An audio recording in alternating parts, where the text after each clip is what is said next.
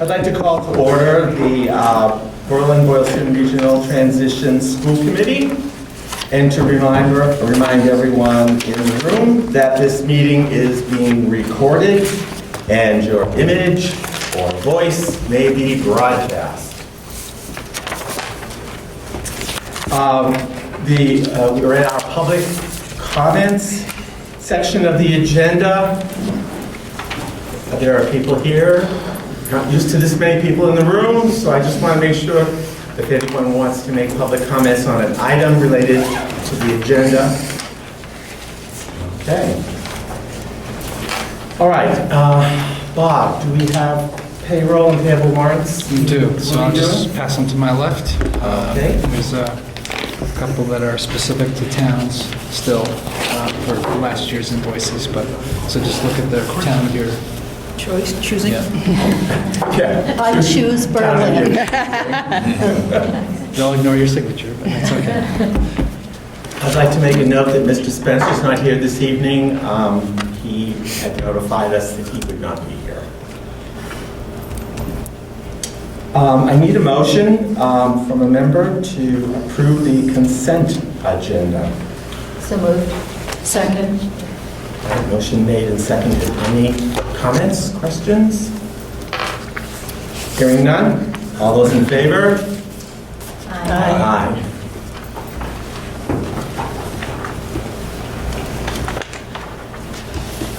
Under communications, does anyone have any communications? Stacy? Yes. Yes? I'm just trying to remember what it was. I had forwarded it to you that we had heard from Bowditch and Dewey that the Moses Reed Tyler Scholarship has been transferred over to the regional committee. That process is complete, and we're all set. Excellent. Great. And thank you for facilitating that. I don't know what you had to do to make that happen, but it was a very smooth transition. Yes, it was. Thank you. Thank Bowditch and Dewey for that. Yes. I have a few communications I would like to just mention very quickly. A reminder that we sent out to you a copy of the vacancy notice, that we are seeking a school committee member from Boylston to replace Lori Martiska.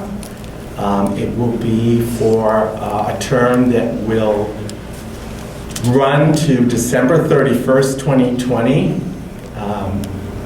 And should that person decide to continue the school committee, they will have to be a candidate in the election of November 2020 to take their seat in January. Christy did a great job putting that notice on the school website and the district website. I'm not sure where else we can put it in the town of Boylston that it would be seen. The town of Boylston has put it on their website and posted it in town hall as well. Okay, all right, great. Just related to that, if there's a deadline for applications, I think it's December 1st, assuming we receive some. And any applicants will be invited to our December meeting where they will be interviewed by the committee as a whole and voted on in a public meeting. Okay, just that. I have a note here. I can't remember what it means. Okay. I did receive an email, copy of which is in your drive. Parent expressing some concerns about the issue of bullying in school. So you've all had a chance to read that. I met with that parent and have conveyed the summary of that meeting to Jeff. It wasn't a parent though, was it?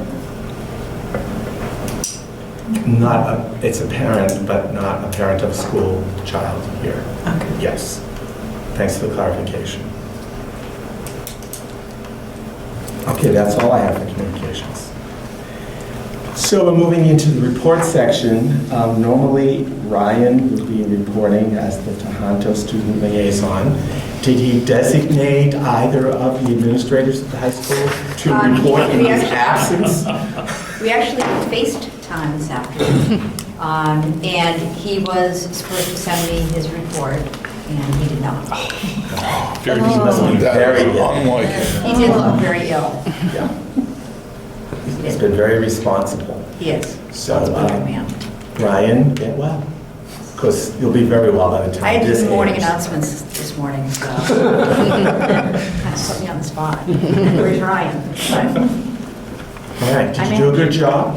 I did. Some of those names are tough, but I did. Well, congratulations to you. Thank you. Thank you.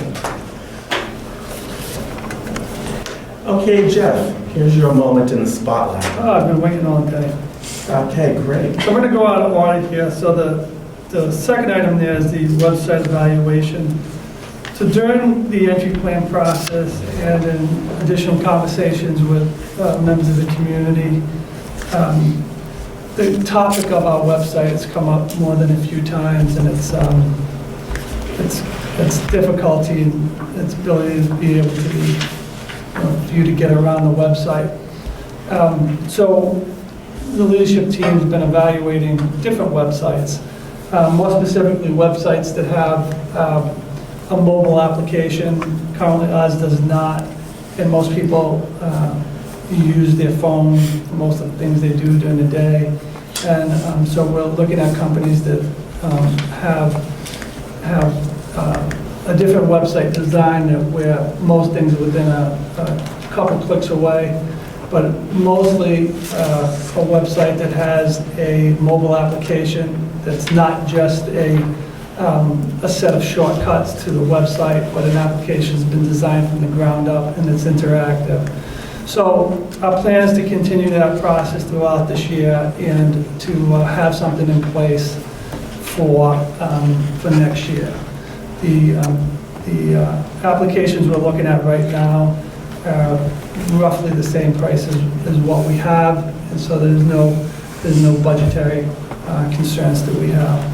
So we'll update you as we go along. We've just begun the process. We had one presentation last month at our leadership meeting, and again, we'll continue this process for the next few months, and so we should have something within the next few months. And we'll have a decision by the spring with an implementation by July 1. Does anyone have any comments for Jeff? All right. I'm on my way out. Can you wait till Say you get back to the whatever. And I hope it's not just me, but I have struggled for 4 years to register for athletics. It's not intuitive. You go onto different websites.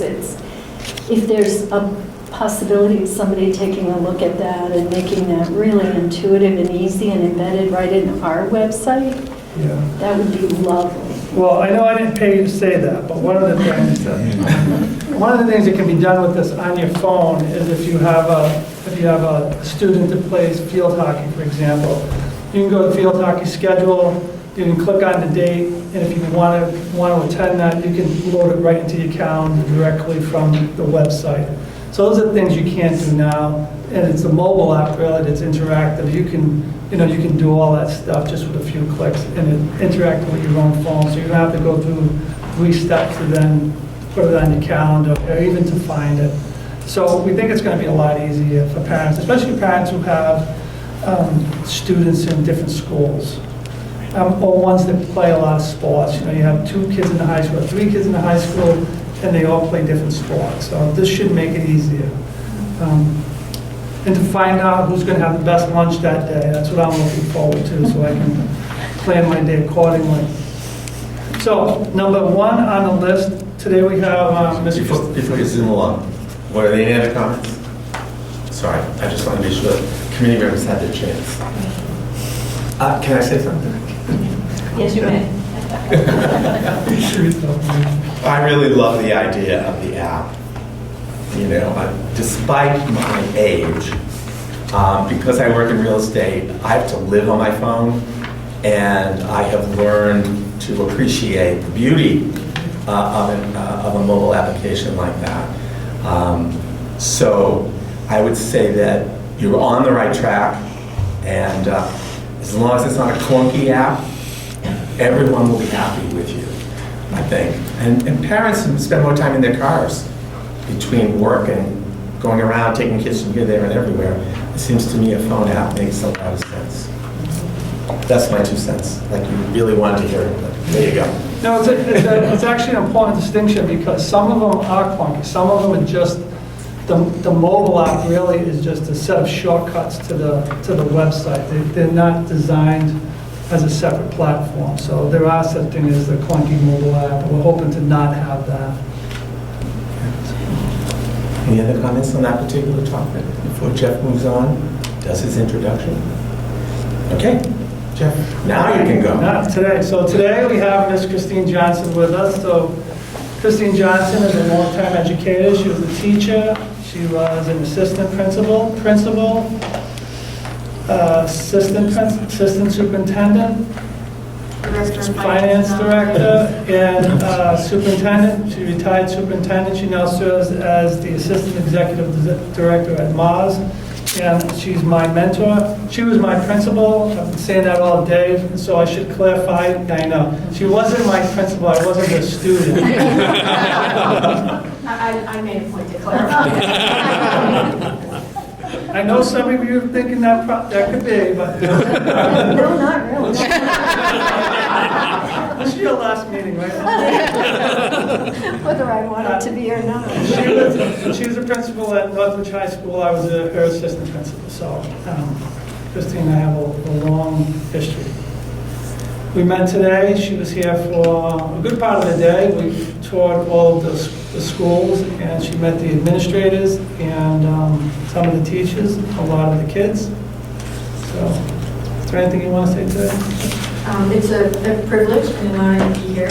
I was mentioning as I was going up the stairs that it doesn't matter if it's your school committee meeting that you're going to or someone else's, you still have a little ripple effect in the stomach as you're walking up the stairs. But that was not the case today as I was traveling throughout all of your schools with Superintendent Zangi. I can't say enough how positive the experience was. It was warm, it was welcoming, the students were engaged, administrative team was so enthusiastic about sharing all the good work that's going on in the schools, and the teachers were very willing to open their doors and just allow us to do quick walkthroughs. And the students were, I don't know if it was the snow or the time of day. I didn't bring the snow with me, I can assure you of that, but they were just excited to be there, so it was a wonderful day.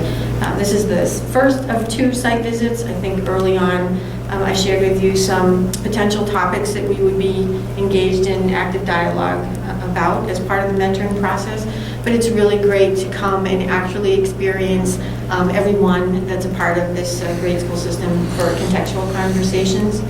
I was a superintendent in a neighboring district, so I know a lot about Berlin-Boylston's high level of excellence and expectation. So thank you for allowing me to be here.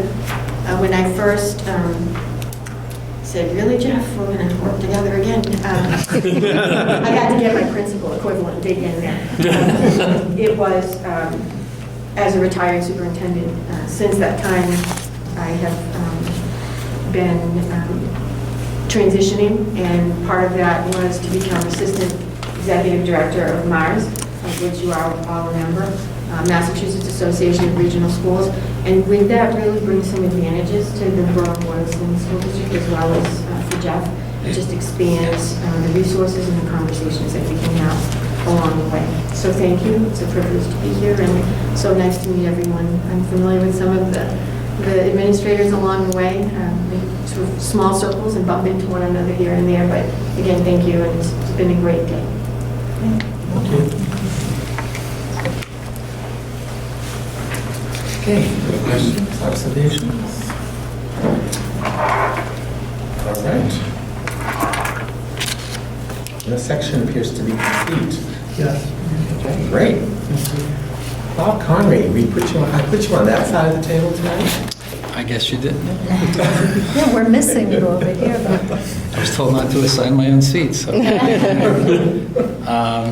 So I have a few items to report on as well. Most of them are just informational. I think I want to save, do a little bit out of order too. I want to save the two that are kind of somewhat public impacting to the end for the fence and the bus issues. So the first item I want to report on, second on my report, move forward, is a budget update. So we've, budget templates have been distributed to the administrators, principals, central office administrators. We now have a settled contract which provides some certainty on teachers' costs, teacher salaries costs, and which is a significant component of the budget. There are a couple transitional items again this year with us regionalizing this year into a single regional K-12 regional district. For the first time, we're going to receive regional transportation reimbursement for the elementary schools based on expenditures this year for certain students who travel, who live within over a certain amount from the schools. And we're also going to receive an assessment from the Worcester Regional Retirement Board for some staff, non-MTRS staff that participate in Worcester Regional Retirement. It's a small number of people, but Worcester Regional wasn't able to separate that out of the towns last year for the budget process, so that was deferred to FY21. And we will have 2 more months of healthcare costs for the elementary school staff as well. So we'll call these out when we present our budget to show them as transitional items and not necessarily cost increases or decreases or revenue increases. We're going to get we're going to get initial submissions from administrators later this week. We'll work to tally everything, and then we'll follow the similar process of Jeff and I we'll tally together all where we stand. We'll have above-level service requests, and then we'll determine we'll meet with the administrators and determine what we're able to fit into our preliminary budget. And again, the preliminary budget is expenses only, since we don't have the breakouts of minimum local contributions in Chapter 70 from the state until mid to late January. So if there's no questions on the budget, I'll keep going. No, I don't know if there will be. Are there any questions about the budget process and what we stand? I have a quick question. I know in terms of the transportation costs, students that live outside, how far? I think it's 1.5. It's either 1.5 or greater than 1.5. I think it's 1.5 or greater. Okay. I was trying to remember what it was, but I can't. Yeah, so I couldn't recall. I mean, the principle is that they won't reimburse for students that live close to the school. Right. A second question, quick. You're going to use the same approach you used last year, where you identify, as part of the budget process, the costs related to the district improvement plan initiatives, and We plan to. Broken out. We plan to, yes, and it'll be most of the above-level service requests will be the district improvement plan. Right. We'll have a level service budget, and everything in the district improvement plan will end up in the above-level service category. We may have some small other items there as well. Personally, I found that helpful last year. I believe you even you identified what the goals were. I can't recall exactly. I'm trying to pull it out of my head, but I can't. But that was very helpful. Yeah. I'd like to see that again. So we will plan to do that. Thank you. Okay, the next item is, mostly I just wanted to recognize the efforts of Christy Turgeon and Wendy Hebert for all the work they did to update all of the teachers' salary sheets and schedules and get that into this last Friday's payroll. So basically the contract was adopted about 2 weeks before that. A lot of work was done to issue new salary letters, develop new salary schedules, and so as of last Friday, we're on the new teacher's contract, and retroactive payments were made. And if any teachers have questions, there's an email memo that went out. Just contact either Christy, Wendy, or I. That's great how fast that happened. Thank you, Christy and Wendy. Impressive. Yeah. Impressive you're able to pull all that together. Thanks to everyone who participated. Thanks to your leadership. Christy and Wendy pulled out the last of my hair. I think I was driving them crazy, but they put up with me, so, and they did a great job. The next item is just an FYI. I think normally this is the meeting we present the region financial statement audit. Sometimes it's next meeting. It's going to be next meeting. We had to wait for the OPEB audit to be completed before the auditors could finalize the financial statements. So we'll present that at the next school committee meeting. And, you know, I think I mentioned this last year. The auditors are happy to come in if anybody, if you want to invite them. I think there's a couple of school districts that I've heard of that the school committee likes to have them come in. So if you ever want that, I just need some advance notice and can have them come in and discuss it. The next item is just another FYI.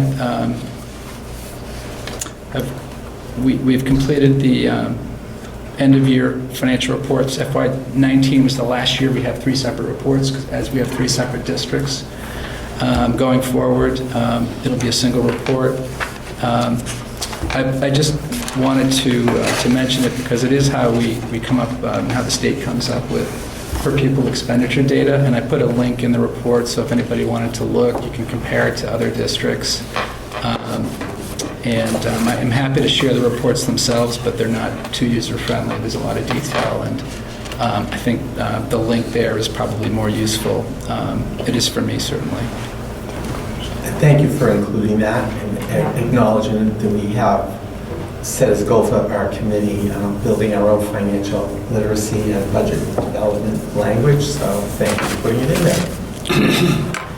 The next item is a lot of reporting at this time of year.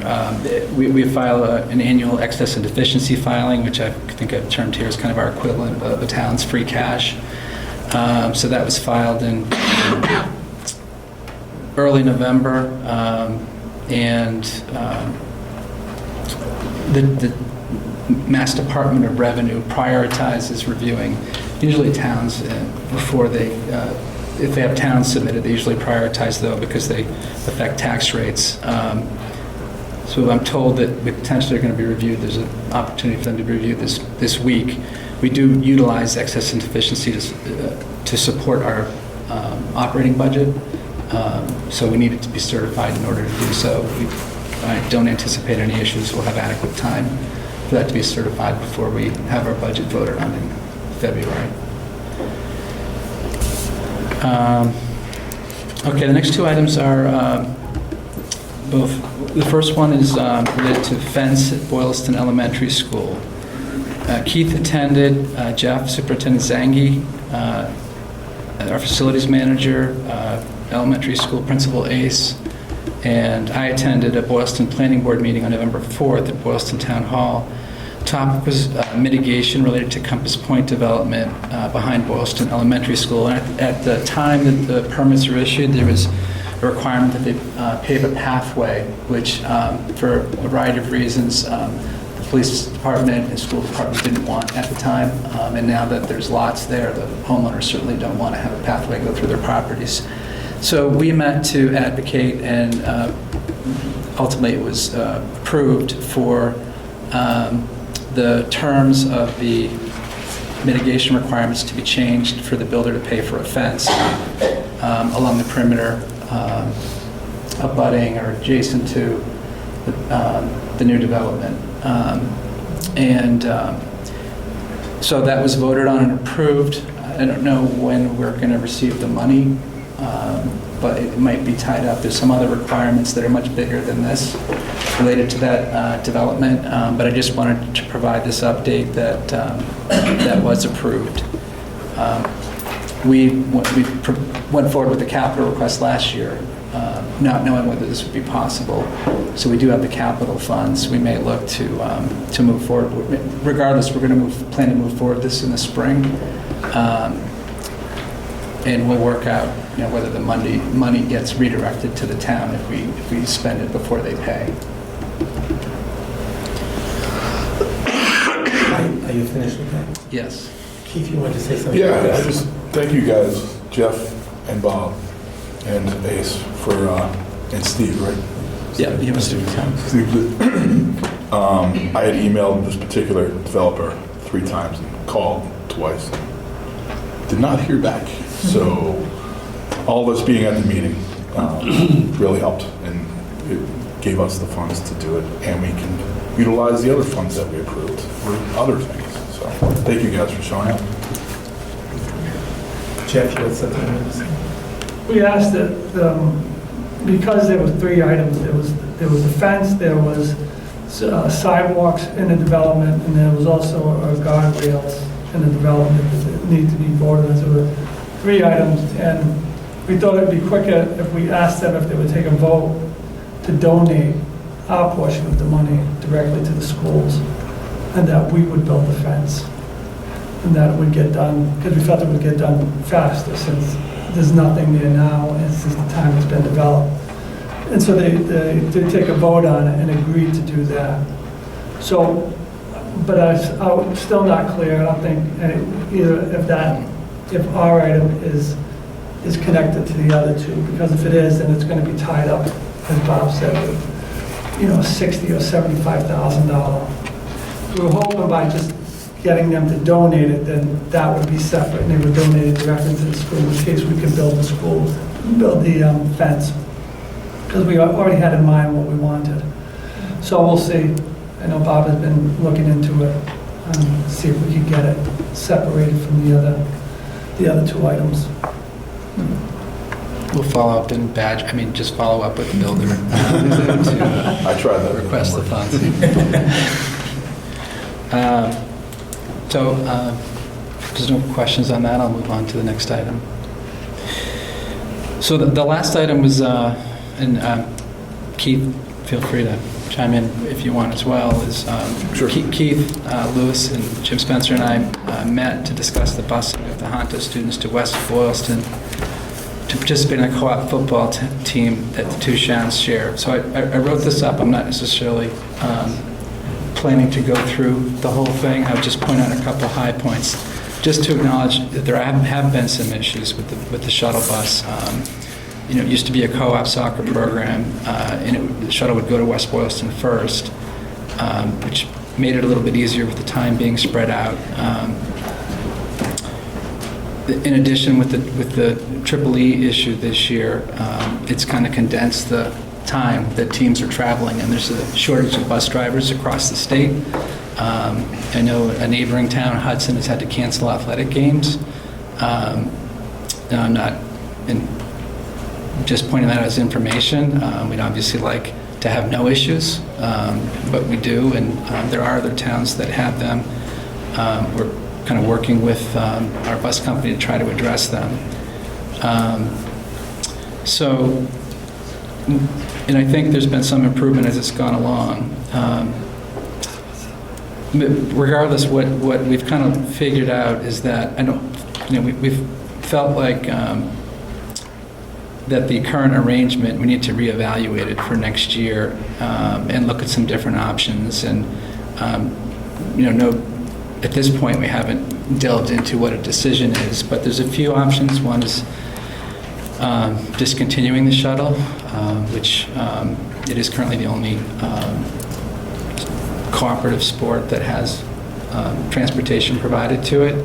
At the same time, it's larger, has more participants than any other cooperative program, so I think that should be taken into account.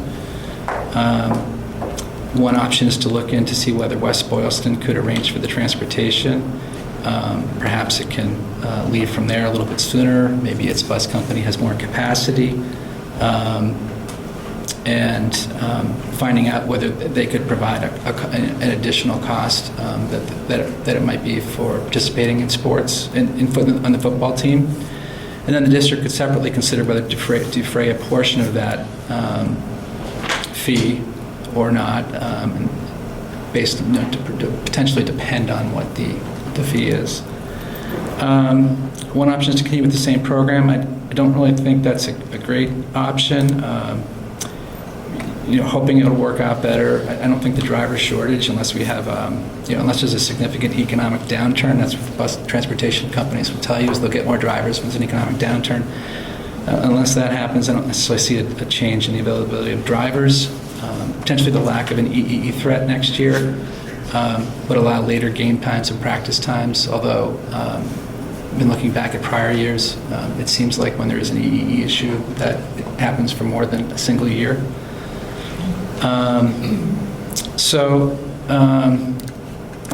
one other side note is that our transportation contract goes out to bid for next year. It may not be the same company or obligated to go with the lowest bidder. There could be some transitional bumpiness if we have a new vendor. So those are all things that we need to take into account, and we need to do some additional research and evaluate the alternatives. So our goal is to do so and report back to the committee with a recommendation during the spring of 2020. Committee members have anything they want to ask? Well, that's a procedural challenge I have to deal with. When is the bid process for the bus company? Spring. Well, Time, it's when we post it. I probably will send it out sometime. We'll have it, we want to be evaluating it, I think, in early January to have kind of a firm figure so we can budget. So we'll probably know sometime in January. So I'm sorry, could you repeat that? We're going out to bid in January, or we'll know in January? I'm sorry. We'll probably post the bid in December and go out, and we'll have the bids in January. Okay. We have the flexibility to decide that, but that's what we're planning to do right now. We ultimately need to do it before we get to next school year. Okay.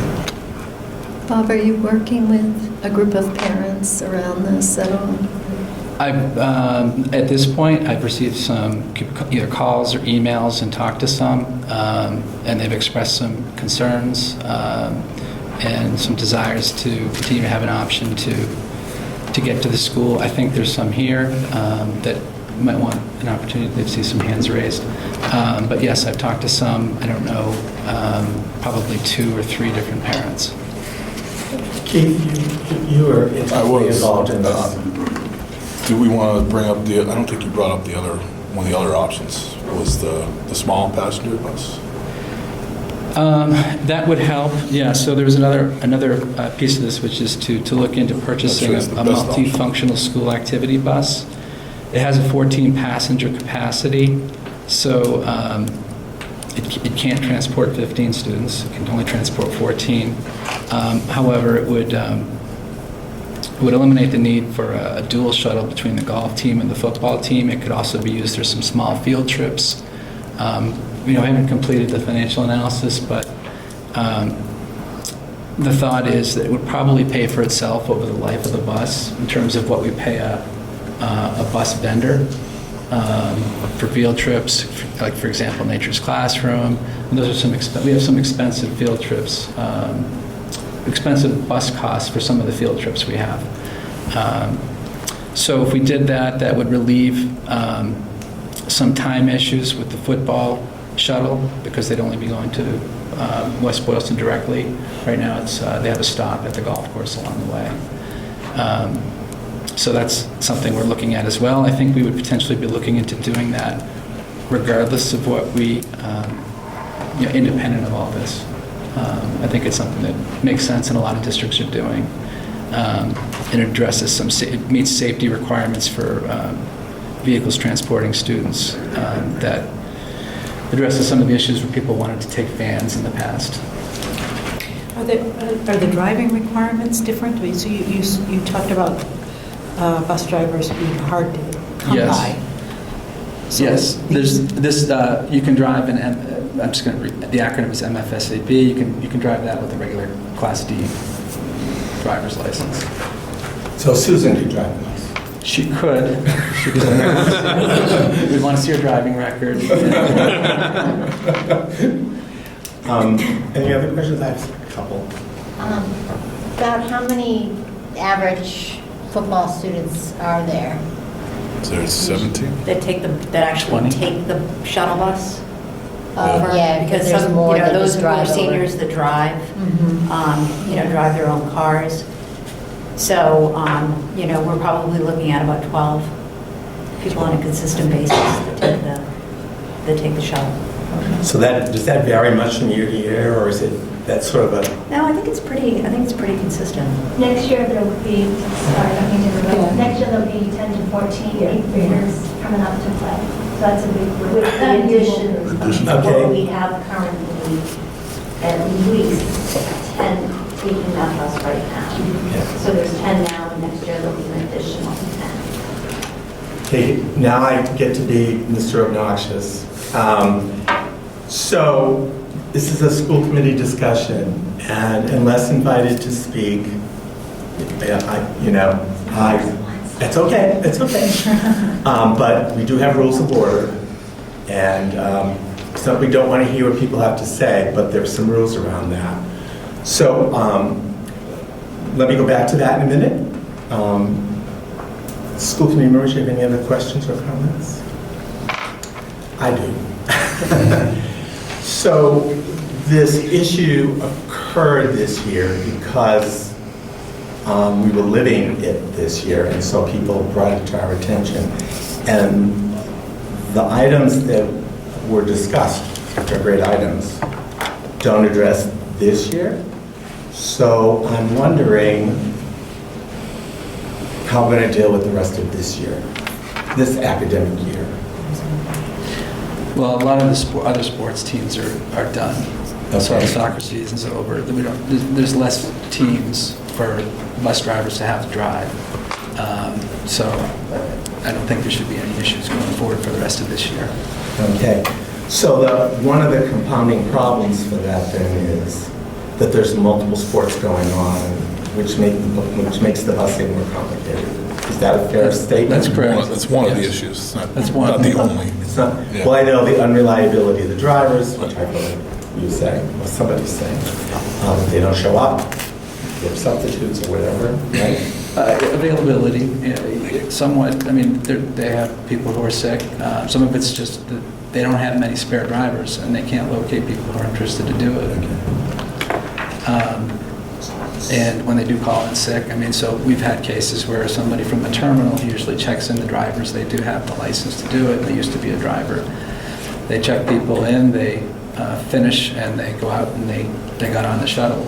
So there was one time they were late, but they really didn't have a driver at all, and they were able to get somebody there to help. I mean, it's not saying that what the current state is something we want it to be, but there are challenges. They are working on it. If I was a parent of the program, I certainly can understand their frustration. At the same time, I understand the challenges that the bus company has. So just to be clear, Bob, are you saying that we don't have any particular solutions, reliable solutions for this year? Well, for this year, I don't think we shouldn't have any issues because all the other sports teams, other than if there's a team still in the playoffs, but I mean, that might be once a week. The sports teams' seasons for the fall are mostly done. Golf's done. But can we say that with confidence that there won't be issues between now and the end of these sports season? I'm pretty confident. Okay. All right. So, any other school members? Okay, so I'm going to go to the public comment part here, just a little education piece. Interestingly enough, I've been the chair for 2.5 years, and there's never been anyone who wanted to make a public comment. So, but I am prepared. So under our rules of operation, when I asked about public comments at the beginning, I probably should have been clearer. The public comment period that I talked about is for people who have come to the meeting because they know there's something on the agenda that's going to be discussed, perhaps a decision made, and they want to be able to say something about that issue for the benefit of the school committee. And the way that process works is you get asked to be recognized during the public comment period. You identify who you are, where you live, those kind of basic kinds of things, and what it is on the agenda you want to talk about. And then you're given the opportunity to say, what it is you want to say, but you have to address the chair, me, and you should not expect there will be a dialogue. It's your opportunity to say what it is you want to say. We listen respectfully and take it all in, but it won't be a dialogue between the public commenter and the school committee. So I think that's clear. Committee members, did I miss anything there? No. If there was a large group of people, for example, that wanted to talk, like in a minute, I'll ask people to put up their hands, like 35 people, I would have to create rules for how to handle 35 people. And during a public comment period, you would be limited in how much time you had, and so on and so forth. So those are the rules that we have. So, is there anyone who would like to speak on any issue related to any item on the agenda tonight? Raise your hand. Do I see 3 people? Did I miss a hand? Okay. So, what I'm going to do as chair is I'm going to add a public comment section right now to our agenda. And I will ask you to, recognize you like one at a time, and ask you to identify who you are for the secretary, what town you live in, and what issue you're addressing, and then you have your moment. Is that understood? Okay, I'm not trying to be vague. All right, would you like to go first? And could you stand? That's another. My name is Leanne Marion. I live in Boylston. I have a son who's a freshman at Tohoto, and I would like to discuss the athletic busing issues. Thank you. I do agree with Bob. Right now, the issue is much better than it was. And I think the reason is they brought a short bus that I think it's only holding maybe 14 kids, if not less. So because the golf team does not have to go on that bus, golf finished, we got the much shorter bus. The bus is here at exactly 2:15. The kids get on the bus and they are in West Boylston by 2:30 to 2:35. They're not stopping at Cyprian Keys. They're not waiting for kids to get their golf stuff and get on the bus. They are there at the start of practice and have not missed any game time since golf has ended. That, I think, is partly because you don't need a special bus license to drive that type of bus, which is probably part of the reason. But we do have a lot of more kids coming up next year and will need more kids on a bus. One of the other things that I just wanted you to think about while you're doing this is that we pay a $250 athletic fee, which is what Tohonto's athletic fee is, but West Boylston only charges $225 per student.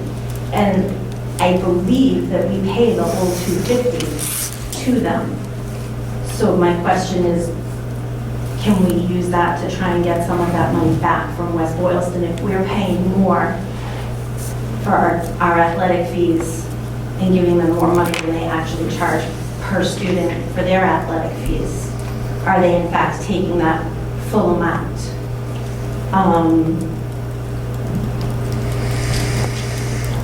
And before you made any final decision, to please let us know, because I think as parents, not speaking for everybody, but I know that we would certainly like the opportunity to possibly pay more, because our kids are going there 5 days a week. But they not only go there from September to November, we do it 3 days a week through the entire winter. Those boys are doing weight room 3 days a week, and somebody is usually here picking up several kids and taking them.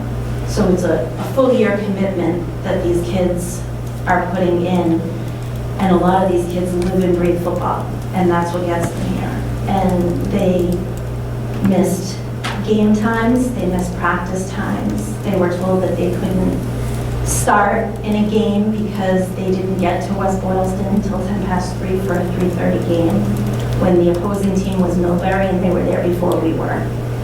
So it really affected the cohesiveness of the team also. So I just would really like you to think about that when we start to try and go forward.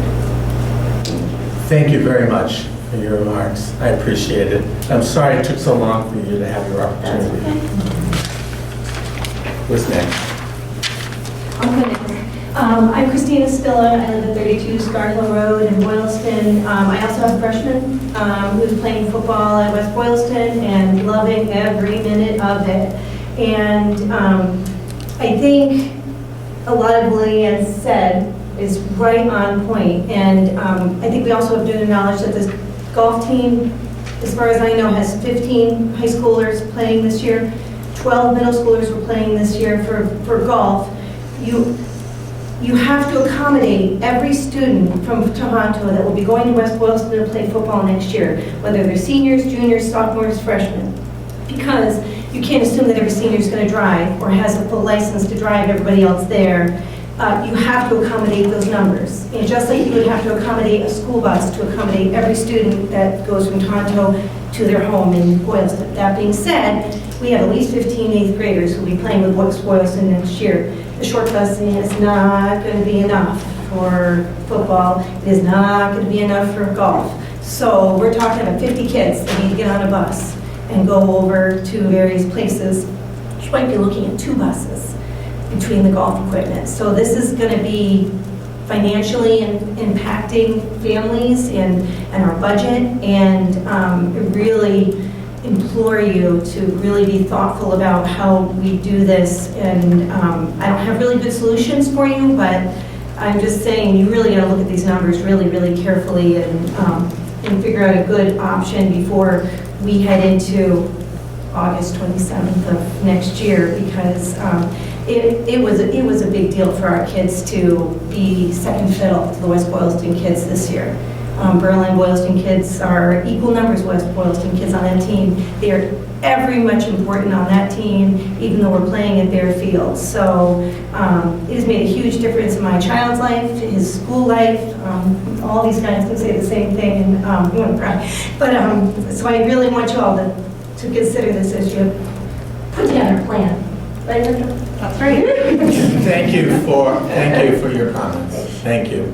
Yes. My name's Erica Humphrey. I live in 9 Miles Ave in Boylston. I also just want to reiterate what they were saying, but just speak to the divisiveness that I felt as it was causing toward the end. It got really weird between, we do a carpool for pickup with 5 kids, and one kid had to get there on time and another kid didn't, and it was bad, not good. So I just would like a solution, and I heard something about not providing transportation. I really think I would have to be looking at a new school for my son. That's how much that would affect him. He's a football player, and we work full-time, my husband and I. So my biggest wish is that you all there could be some kind of get-together with West Boylston. I feel as though they can't really, maybe I'm wrong, but I don't think they can operate without Tohoto. So could we share costs? Could we work together? Get on the same page? Perhaps one of my ideas in one of my emails was just that practice start later. We can't get there on time. And thank you, Bob, because when I did send an email, you cared and you showed that, so that was very appreciated.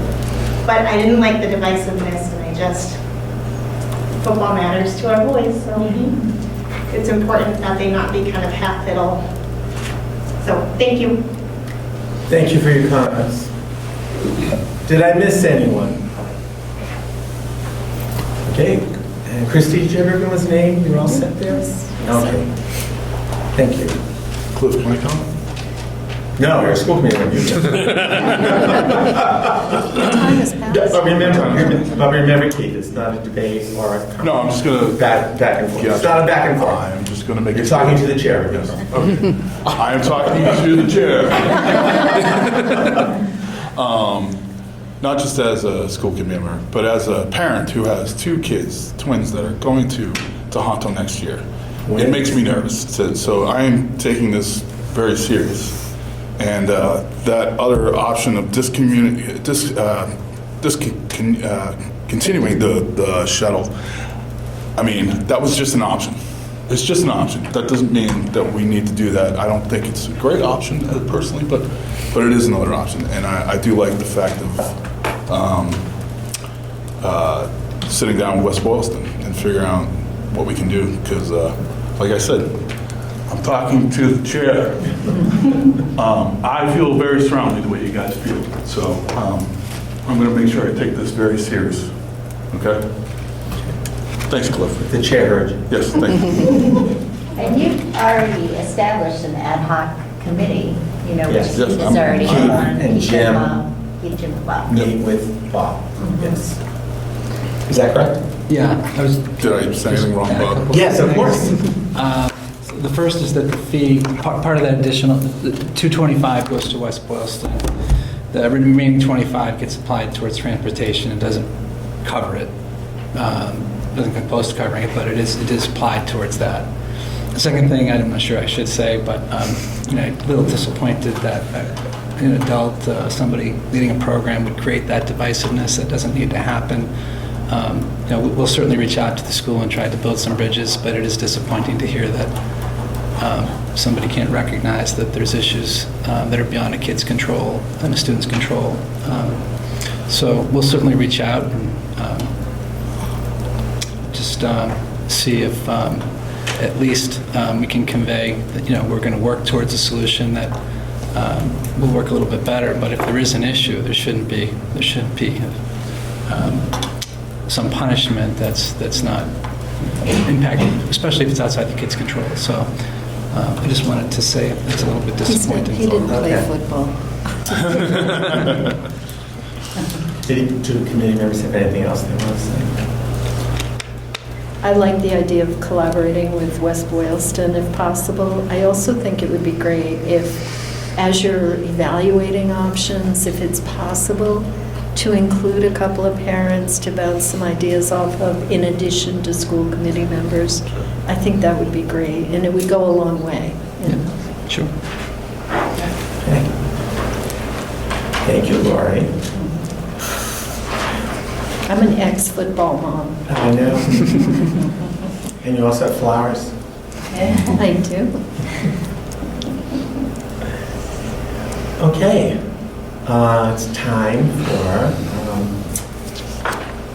Diane's report. So all of you received Tohonto's school improvement plan. Are there any questions regarding the plan? Yeah, let me just, before, so, committee members, in the interest of time, since the principals were reporting on lots of things tonight, big things, school improvement plans, testing, that when I met with Jeff, I told him that the approach we take with the school improvement plans is you receive them, you could review them, and you could ask questions of the principal. The principal would not be doing a presentation on the school improvement plan. That their presentation tonight would be on the MCAS results. That's what the plan is. So I'm sorry, Diane, to cut you off, but I just needed to iterate that for the school committee as a whole. So if anyone has questions of Diane on her specific school improvement plan. No? Okay. Then you can move on to your MCAS Excellent. results. So I would like to introduce our department chairs. Francine Gleason was the math department chair. Lisa Sequeira was the science and technology and engineering department chair. And Peter Doherty, who is the English language arts department chair. So they will be presenting their department's results.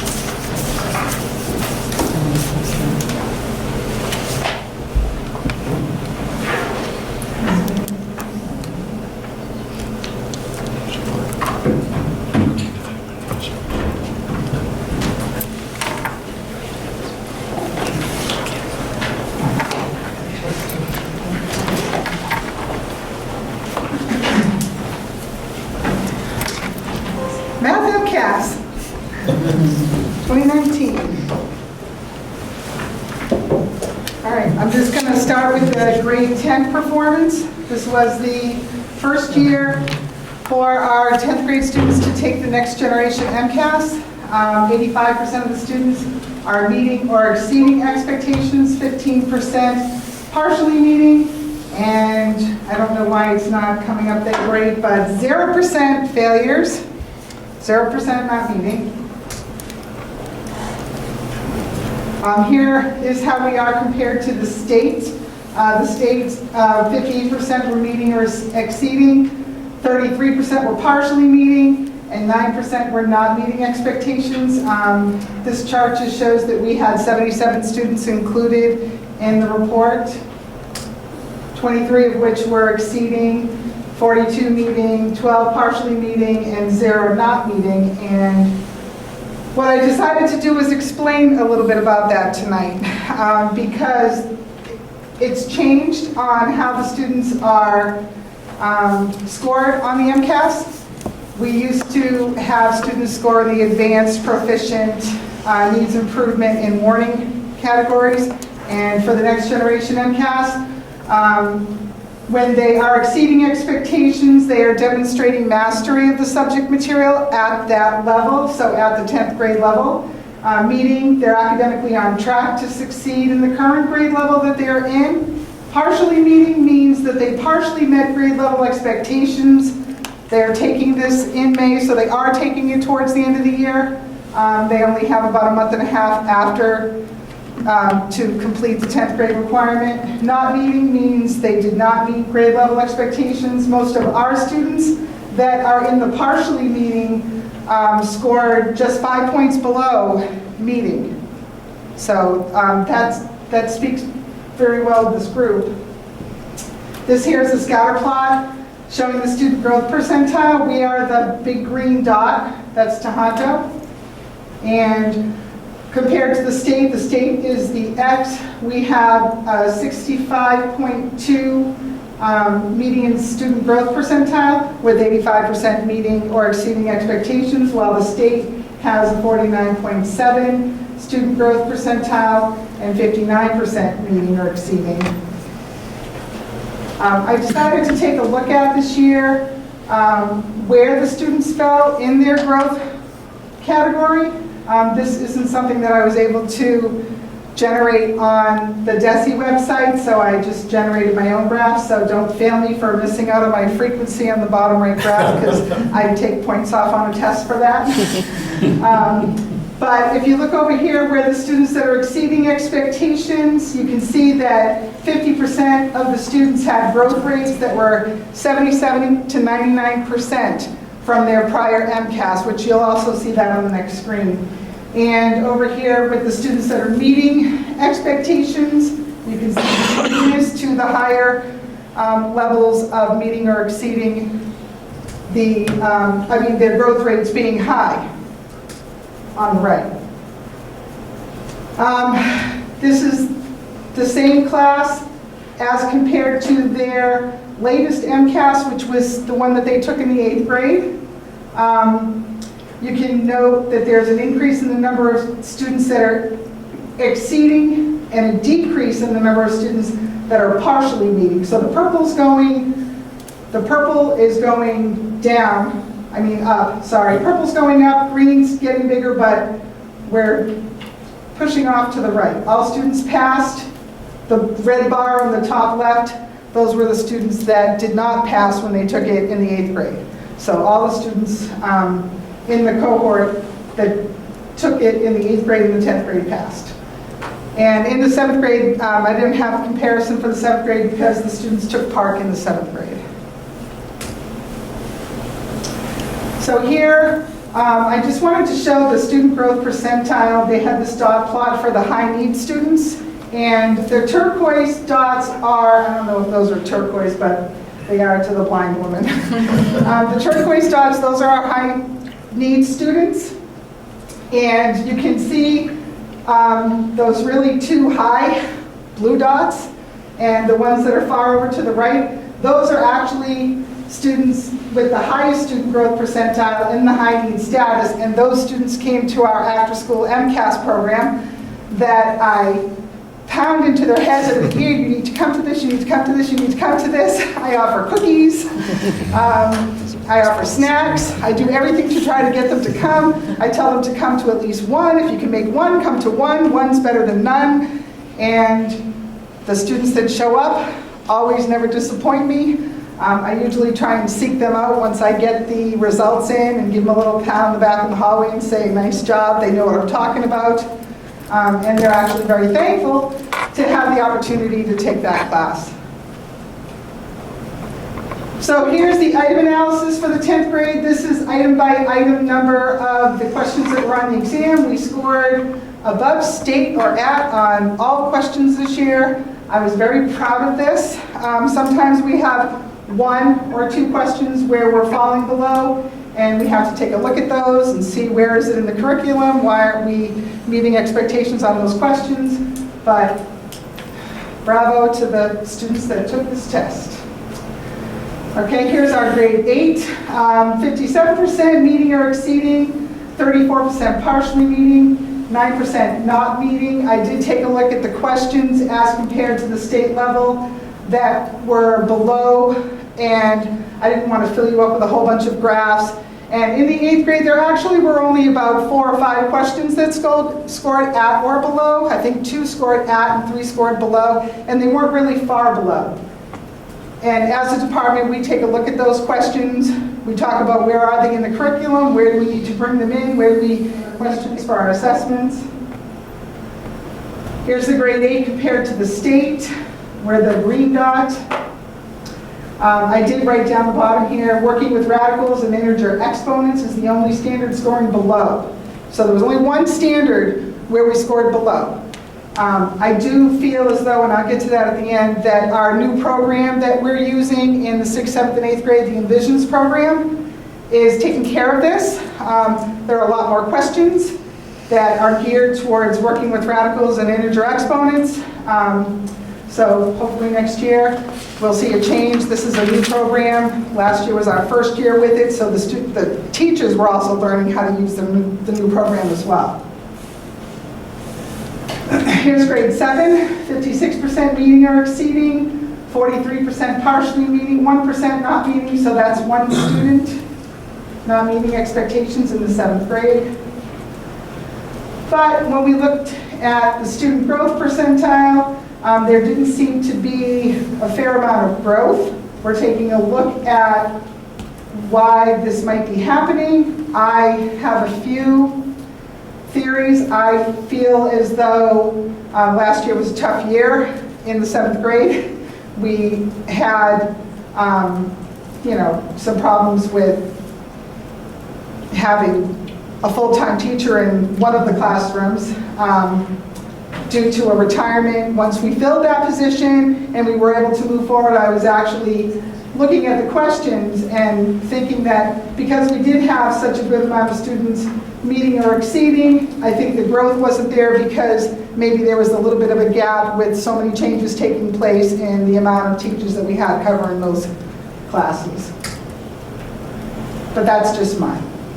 Okay, grade 6, 69% meeting or exceeding, 26% partially meeting, 5% not meeting. I was very pleased with this because this was the first full year of using the Envisions program in the grade 6 class where it was taught by a teacher who really had a solid understanding of all of the material, all of the assessments that were available online, all of the different opportunities for the students to actually practice online questions in the Chromebooks. So they had a lot of practice. So I was actually pleased with this. And compared to the state, where the green dot, the state is the X. So what are we doing as MCAS time draws near? We take a look at all the testing formats and we try to pick questions that mimic the questions that are on the MCAS and make sure that they're on our assessments. We would like in the high school to have more access to some Chromebooks. We do have one Chromebook cart that's shared between 4 teachers, and it really is used all the time.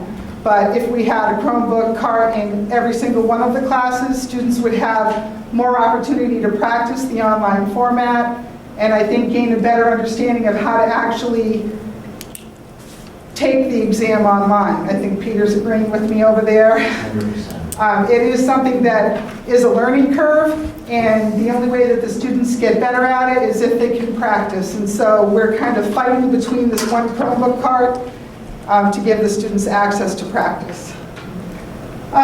Students are required to explain their responses. They actually have to explain their responses in complete sentences. And so we just actually had a professional development opportunity on the Johns Collins program for writing, which I'm actually a little excited about because I remember using that 20-something years ago in the old building, and I did feel as though it was very helpful when we were all on the same page for writing expectations.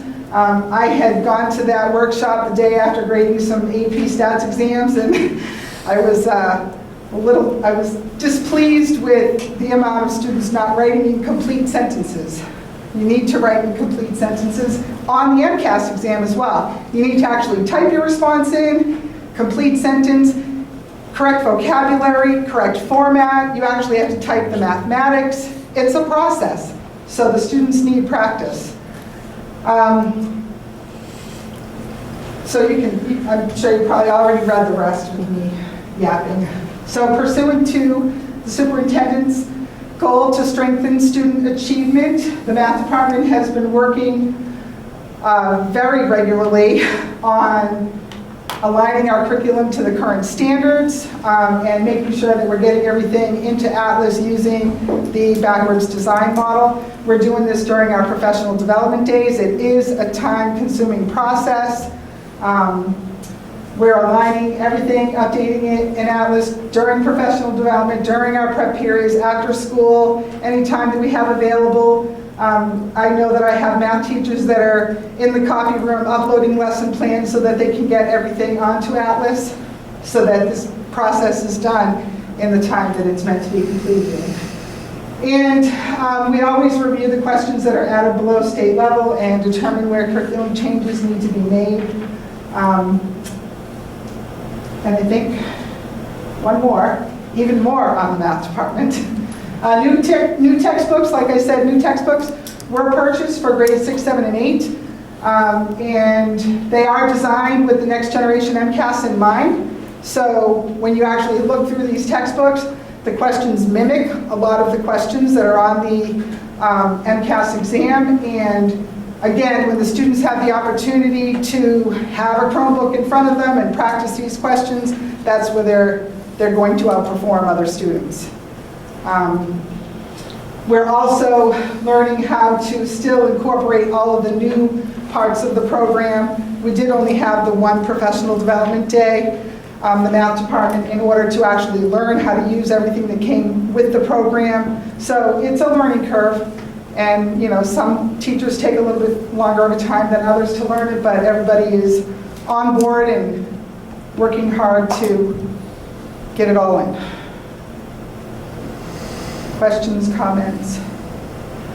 Yes? Did you say the new textbooks came in this fall or a year ago? They came in a year ago. They came in a year ago. So last year was the first full year with them. So they were still learning the process of how to actually use the materials the way they were meant to be used. Because it really is a curriculum that's unlike any curriculum that most of the teachers that have been teaching math have used.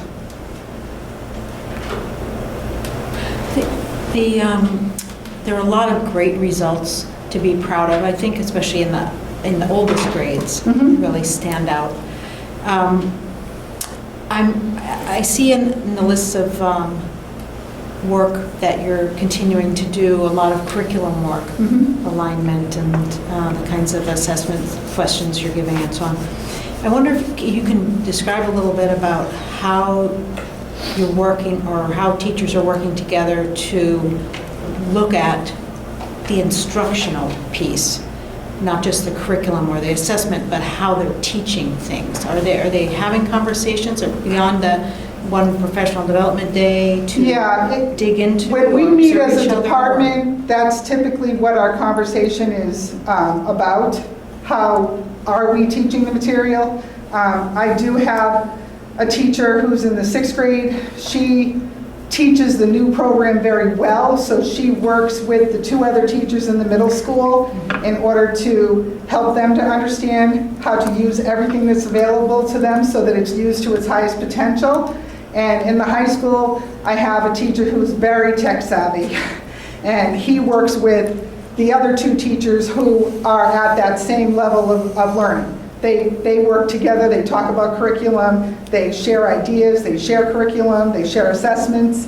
But we only get to meet as a department once a month, and the only time that we get to meet to work on curriculum is during professional development time. So it's very, we're very thankful for that time when we have that time together. Thank you. You're welcome. Any other questions in the committee? I want to thank you for your presentation. Thank you. Thank you very much.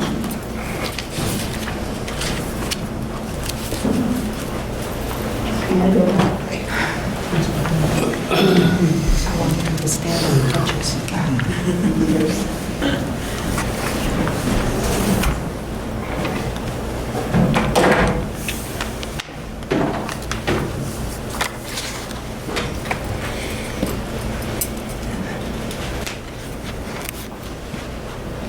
I'm Peter Doherty, the ELA Department Chair. Nice to meet a bunch of new members I've been Let's get right into it. Okay, changes in state testing. So first thing I wanted to kind of let you know that this group of students have been taking multiple types of tests for quite a while. Okay, starting when they were in 3rd grade, it was the legacy test. When they got to 6th and 7th grade, it was the PARCC test. When they got to 8th grade, it changed to Next Gen test. So the state has been constantly changing. And the type of assessments that we're asking our kids to do. Last year, as Francine pointed out, was the first year the 10th grade took the Next Gen MCAS exam. Grade 10 ELA results. We had 86% of our students in the exceeding and meeting, where we ranked as far as the state is concerned, so we're top 20 in the state as far as that is concerned. 19% of our students, 15 students, were in the exceeding category. 67% of our students were in the meeting category. And I want to point out here, 30 of the 53 students were within 2 points of reaching exceeding. 14 of those kids were within 1 point of reaching the exceeding category, and 16 of those students were within 2 points. I remember when I was going through each kid's results, I was noticing that a bunch of our students were at 90% of the questions correct, but they were in the meeting category. It's like, how can you be at 90% and only be meeting? That's exceptional. And that's when we noticed that our numbers were there.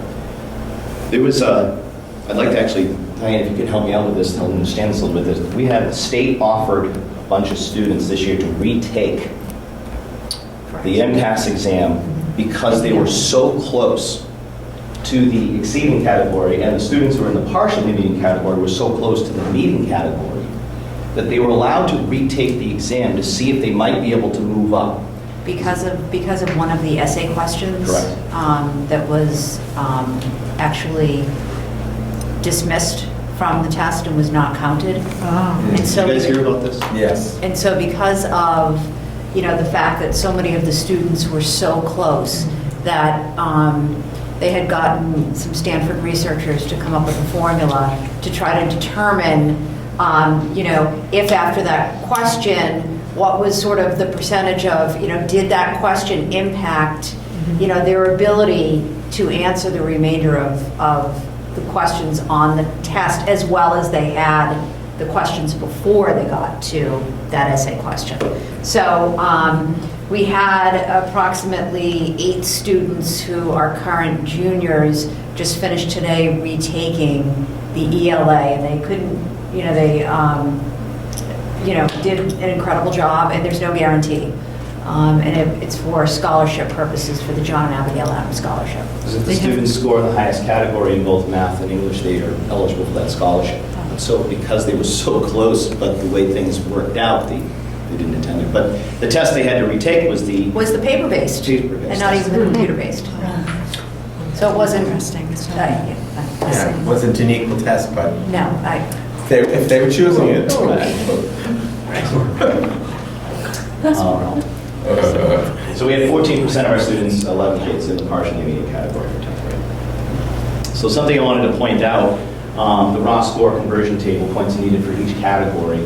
I have here for grade 6, 7, 8, 10, if you scored 0 to 13 points, you were in the not meeting category, the 0 to 13 out of the raw score. There were 51 points for each test, you can see here. And I wanted to point out the 10th grade. You can see the different expectations for 10th grade compared to the rest of the grades as far as what it takes to score in the exceeding category. You had to be at 92% as opposed to 82% or 78%. 75% of the questions, you had to get 75% of the questions correct just to be in the needed category, as opposed to the other grades where you only had to be at about 60%. And you can see that also holds true with math as well. So just wanted to kind of put that out there as well, because in the past few years, our numbers in the exceeding advanced category have been with close to 70-80% of our students in that category. So when I saw that we were at that number, I was like, what happened? I wanted to really dig into why is there such a discrepancy from year to year. So this is some of the information we found. It's a brand new test, different expectations, but I also wanted to take a look at the scoring, and this is some of the research, the information I came up with.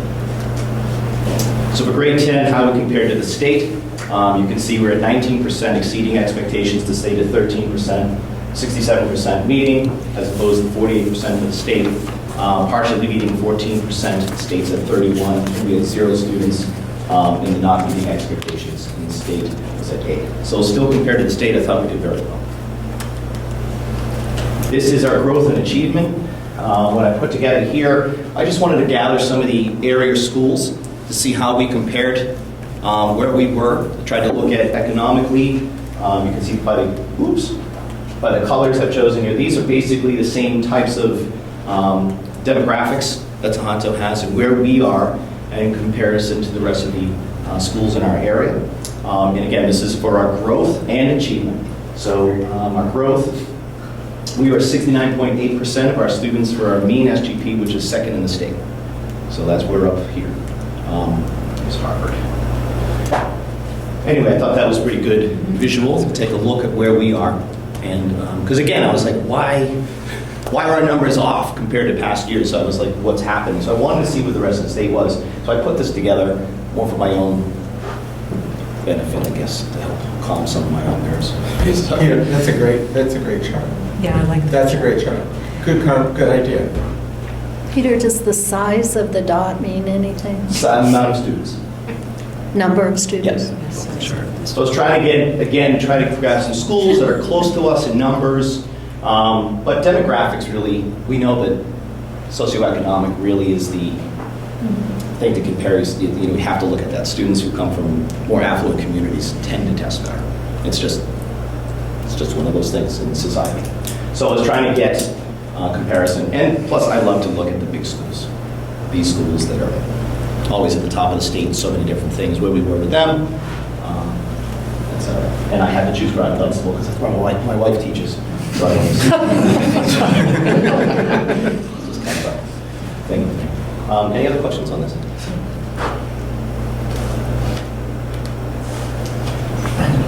So this is the class of 2021 achievement history. This is how they performed in 3rd grade, 4th grade, and 5th grade. 6th and 7th grade are missing because of Park. And then again in 8th grade and 10th grade. So our growth is quite good here. I'm very pleased with these growth numbers, and that shows up in the charts as well.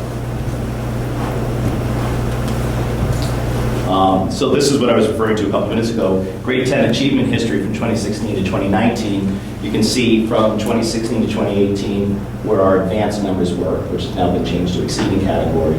So when I saw that drop off to 19%, I was like, what happened? And that's where I wanted to look into it. Again, it's a new test, etc. But even though those numbers dropped off, it is still we still did very well compared to the rest of the state. Grade 6,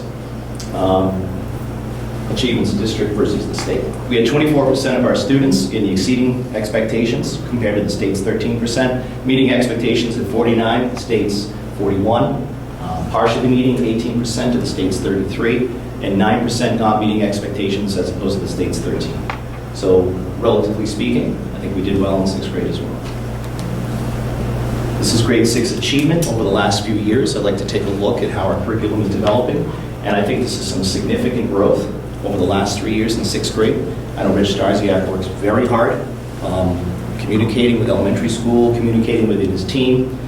Francine started to allude to this. The literacy component is not just on the ELA teachers anymore.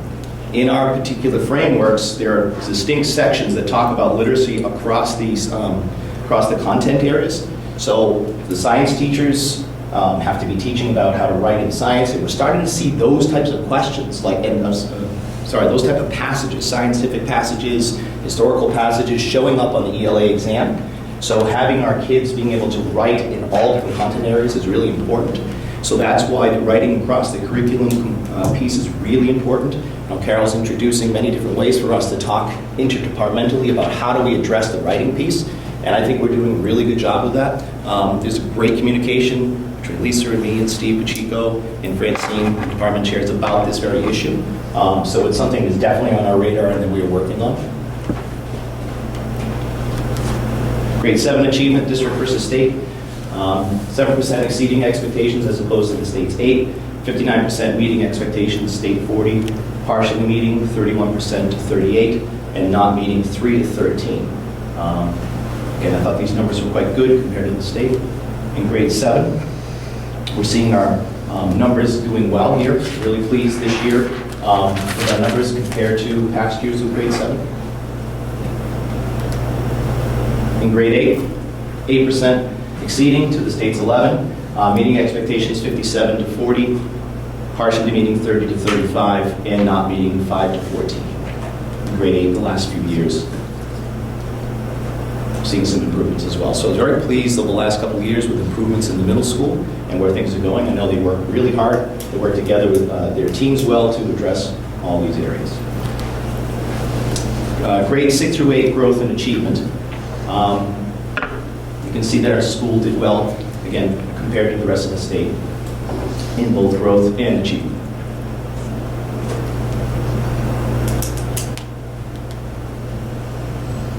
Data analysis.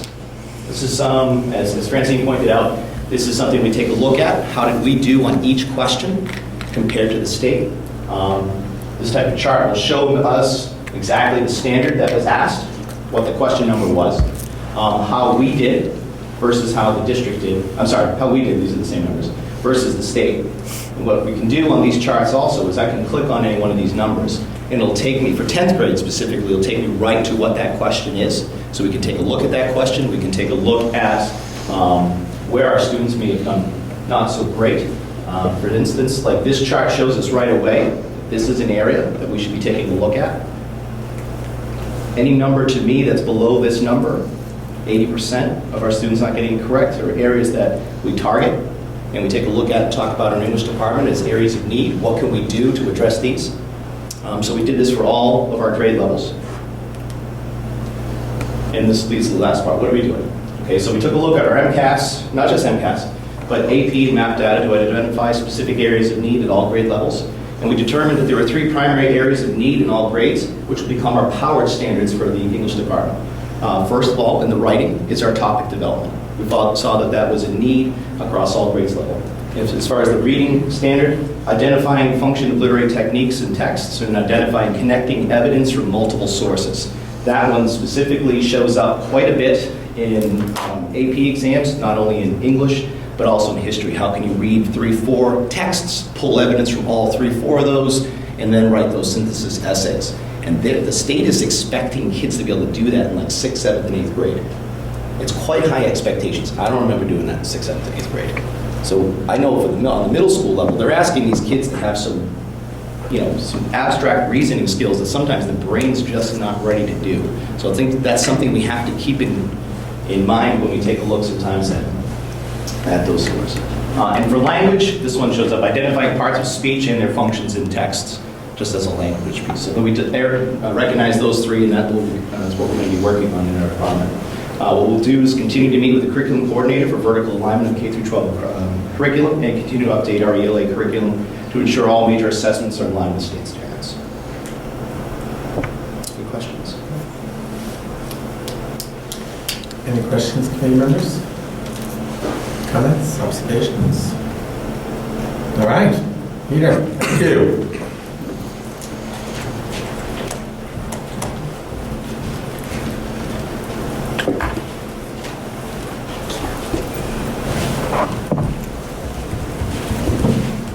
Hi, I'm Lisa Sequeira. I'm the Science, Technology, Engineering Department Chair for Tohoto. And the 2019 STE, there's lots to talk about because we're in a transition year.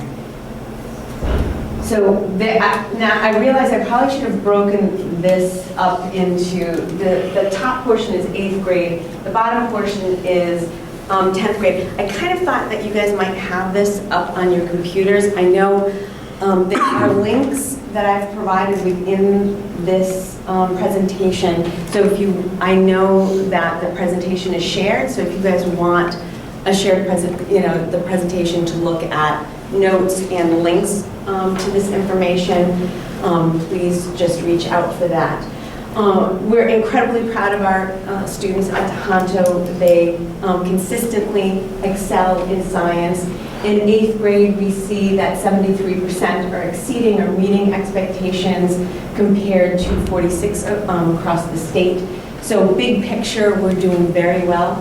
92% of our students at a high school level are advanced or proficient in our district compared to 74% across the state.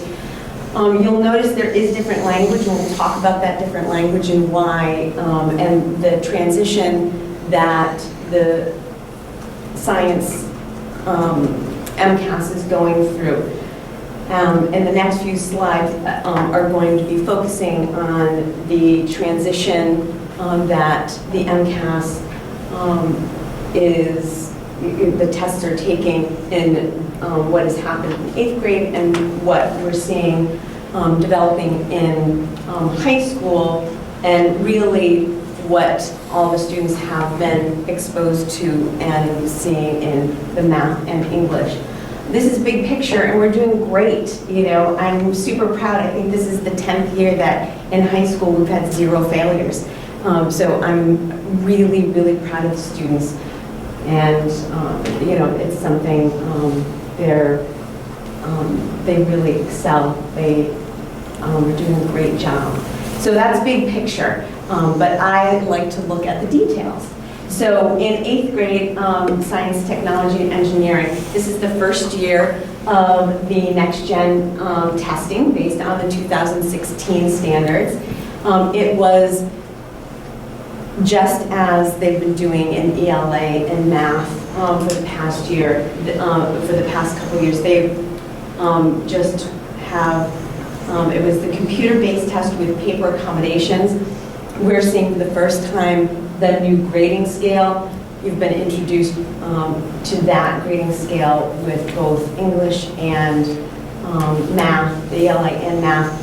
There is, when you get the shared presentation, there is links to all of this, what very specifically all of these mean. The new test design does have multiple choice, multiple select, technology enhanced and constructed response, which is very different than the paper-based test.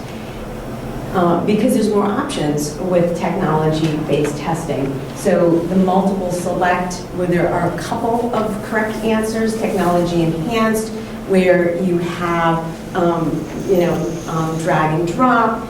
You can actually, move graphics around, and then the constructed responses are really based around kind of a data-driven exercise.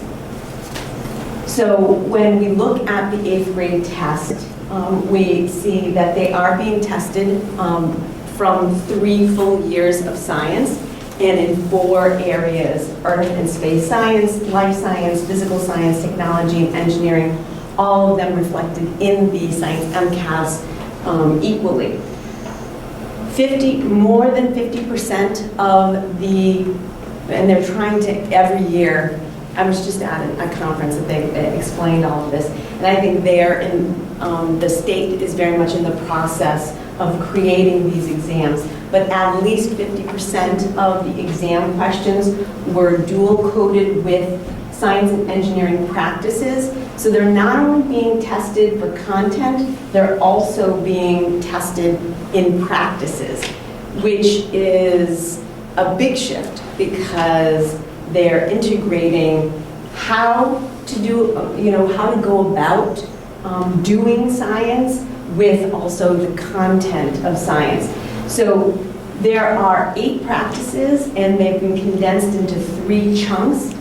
Kind of the asking questions and investigation portion, the analyzing, interpreting data and computational thinking, as well as developing using models and argumentation through evidence.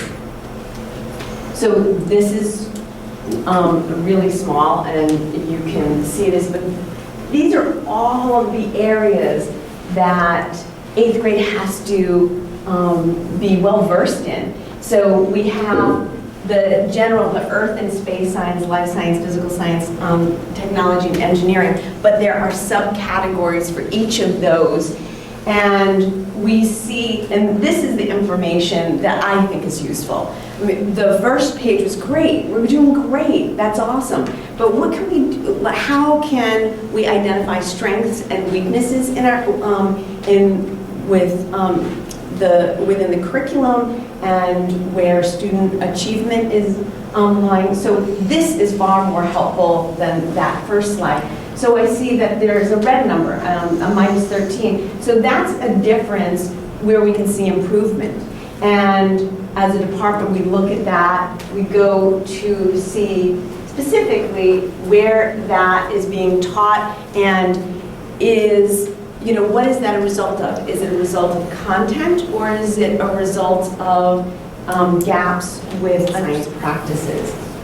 And then this is the one that oh my gosh. So these are the questions, and this is the same one that Peter showed. And so the pink is state, blue is Tohoto, the 8th grade. And again, the overall picture is great, but I'm interested in this. That drives me bananas. So I look at that and I'm like, I want to know what that is. So, well, first of all, I always see this. This is always, number 35. And you go down here, and I just showed a little blip of this. You can pick on the number of the question. So this is 35. This is a constructed response. So we've reflected that in what we're doing in the classroom. I know we're working with the literacy coach, Jessica Gallagher. I've had her in my classroom. I know that the middle school classrooms invite her in to work with claim evidence reasoning, that response, that constructed response in writing literacy through the, throughout the disciplines. And then I was like, okay, what's this? Number 30, what is that? And so again, that's a multiple choice question. And that surprised me because I usually something that kind of plummets that low is usually a constructed response. So what is that? And that's saying that earth science. So really taking a look, then we can click on that question and then go through, how can we support our students? How can we support their experience? How can we support the teachers? Do they have the materials they need to be able to do the work they are doing? So that's how we use this information. So our high school, okay. So the 2019 exam. So the exam that we just took, it was the legacy exam. It's the last year. Well, I'm not going to say that. It's not the last year of the legacy exam. But, essentially, it's the last year of the legacy exam, the paper-based exam. That was the 2006, 2016 overlapping standards. So you're trying to juggle a lot of things. The grade 10 scaling that is presented for this past year's advanced, proficient, needs improvement, failing, what I've been presenting every year. This will be changing next year. The standard setting for what that will look like and mean actually will be happening in the summer after they take the exam. They don't know how they're going to set the standards yet. So that it'll be interesting. I'll be back, it'll be a learning curve for all of us. A passing score will still be required for graduation. I think this is an important piece of information for everyone, in the community to understand that there are, just like for math and ELA, there is a science report, a science requirement. They still haven't figured out what that's going to look like with the new grading, with the new standards, and they say it will be similar to that of the legacy test for 2 years. And I think I don't know what they're going to do. I don't think they really know what they're going to do. This is what they've said.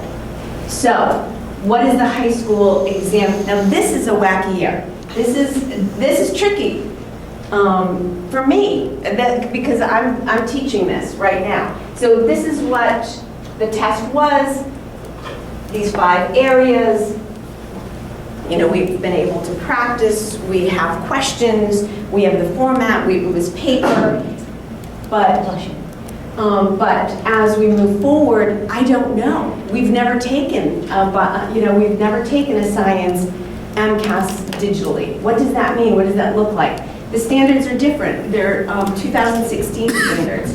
So molecules to organisms, that's 35%. Heredity, evolution, ecology. Again, this is different than the 2019. What we're looking at is those science practices and those dual-coded questions that at least 50%. They said in the presentation that it will be closer to 70% of dual-coded questions. So that's really looking at practices, a lot of data, reflecting on data and that evidence and reasoning. Again, we look at this year's exam and we see the students exceeded the standards in all areas. Again, I want to look at the details. So the big picture is great. That's awesome. Okay, so but what do I need to work on? What do I need to help? Where are the strengths? Where are the weaknesses? So again, CERs.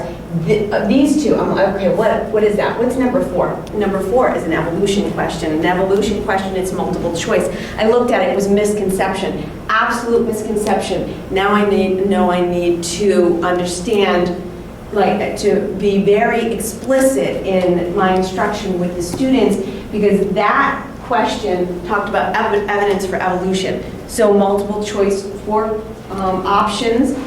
2 of them are always, they're ridiculous. So 2 of the options are ridiculous, and 2 of them are really close. And the evidence for evolution was fossils and DNA. And kids know fossils, and they know fossils are related to evolution, and that's what you look at. And as much biotech as I bring in, and they still are, it's still a struggle, it's still a jump for them to realize that scientists are really looking at DNA for that evidence for evolution. So that's how we use this type of data. This is great. That's awesome. I love that. I love to see that. This is far more useful. So looking forward, we continue to look at the data prior to each unit, understanding misconceptions and weaknesses to identify activities that promote greater understanding. We're continuing to look at resources. DEES is constantly updating their website to help us practice that new format and to be able to navigate. There was one, the presenter, Miss Bowler. She's the head of the Science MCAS creation. She's the person in charge of this. And she said something that actually kind of stunned me. And I was like, oh, I really wish people would stop saying that. They said, oh, this is going to be easy for the kids. Don't worry, they'll transition just fine, because they're using their phones all the time. They use their phones all the time. So you don't have to worry about them taking that digital test. I immediately was like, are you kidding me? Are you kidding me? They don't, that's foreign to them. Taking a test digitally, they have never taken a science test digitally, for, the students that I have. And they use their phones for social, means. For media, to TikTok, to do whatever they do. But that's not how they traditionally think about testing. So it does, as Peter and Francine said, they need practice with that format. So I think that's an important understanding.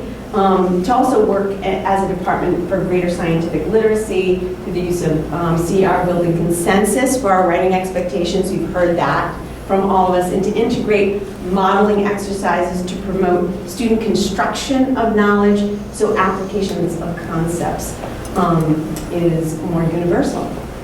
And any questions?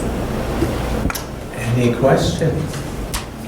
I'm wondering how, it's clear that you like to look at the data and mine that data, go in there in many ways to learn what you can from the results.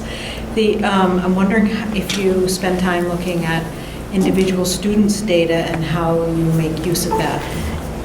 Yes, I do, but I don't present it because you can't. Yes. But yeah, absolutely. I look at each student and I'm like, where did that? I'm like, ooh, they should have known. I wonder what. Yes, I do. Absolutely. But that's not appropriate to present. Yes. But is that a useful? Is that as useful to you and to others in the department, teachers, and their instruction? Do they spend time there, or is that not the space they want to spend their time? Well, honestly, quite honestly, it's really not particularly useful, not nearly as useful as in math and English. This is a snapshot of 1 year, one course, me, essentially. Okay. So I look at it and I can say, oh, I'm so proud they got that. Mm-hmm. Yeah. It's that one student that year on a day, they could have had a good breakfast, they could maybe not have a good breakfast, had a headache, didn't have a headache.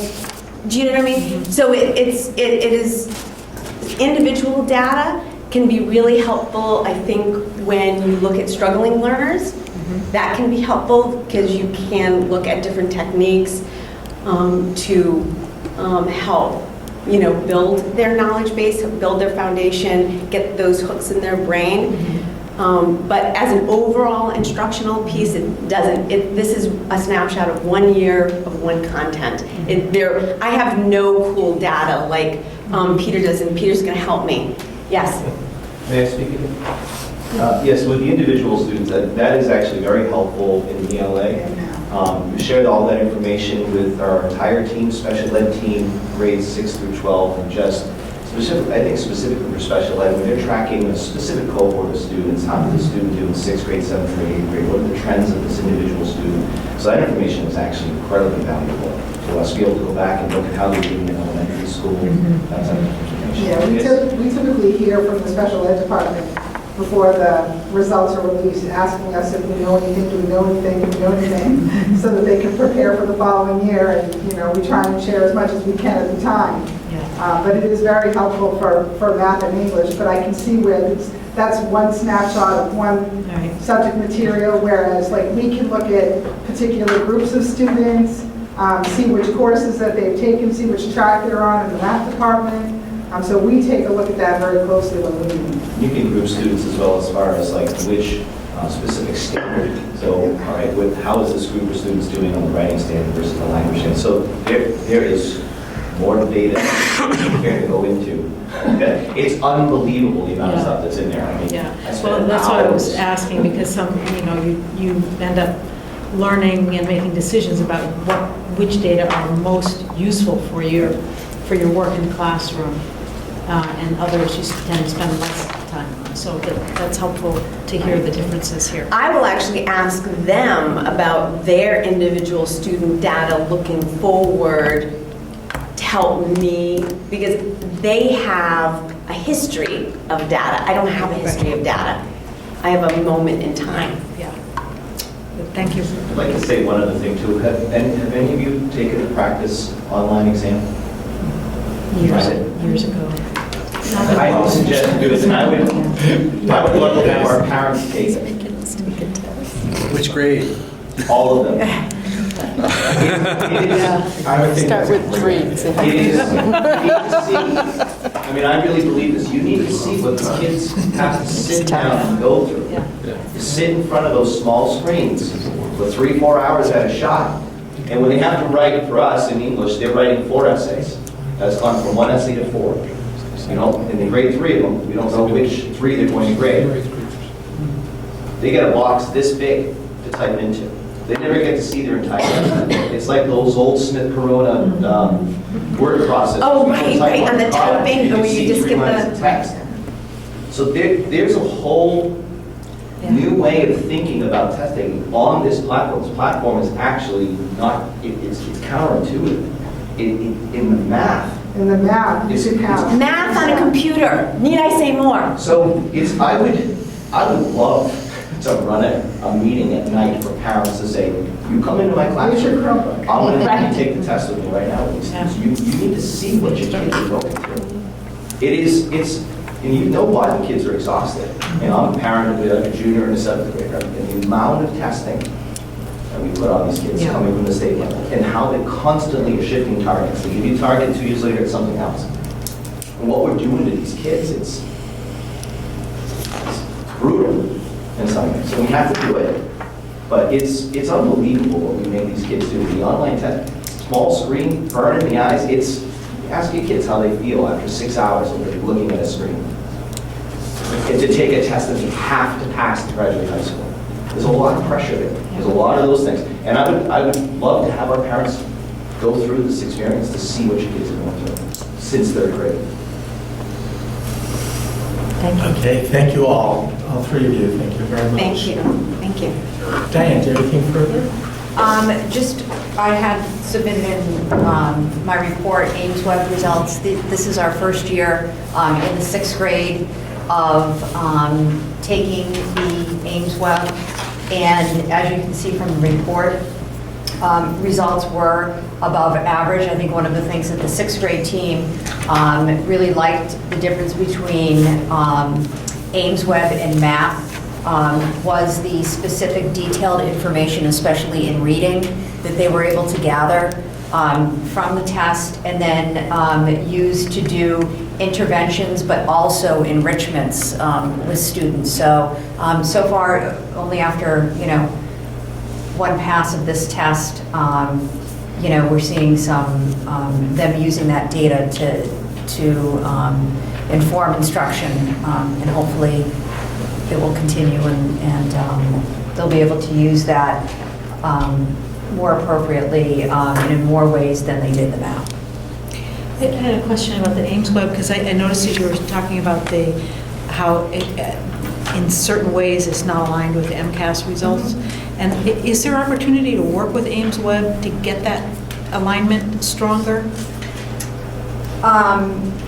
To be honest with you, I'm not sure. I mean, because you have, like with Ames Web, there's no writing component, where MCAS, like RIA, has that writing component as well. But we're seeing, just because of national numbers, and I think you guys probably see this, we saw it in MAP as well. We're up here, and the national scores are down here, but that doesn't necessarily mean that we're like up here. It's more if we looked at us in comparison to just those that were taking it in the state, we'd probably be fairly even.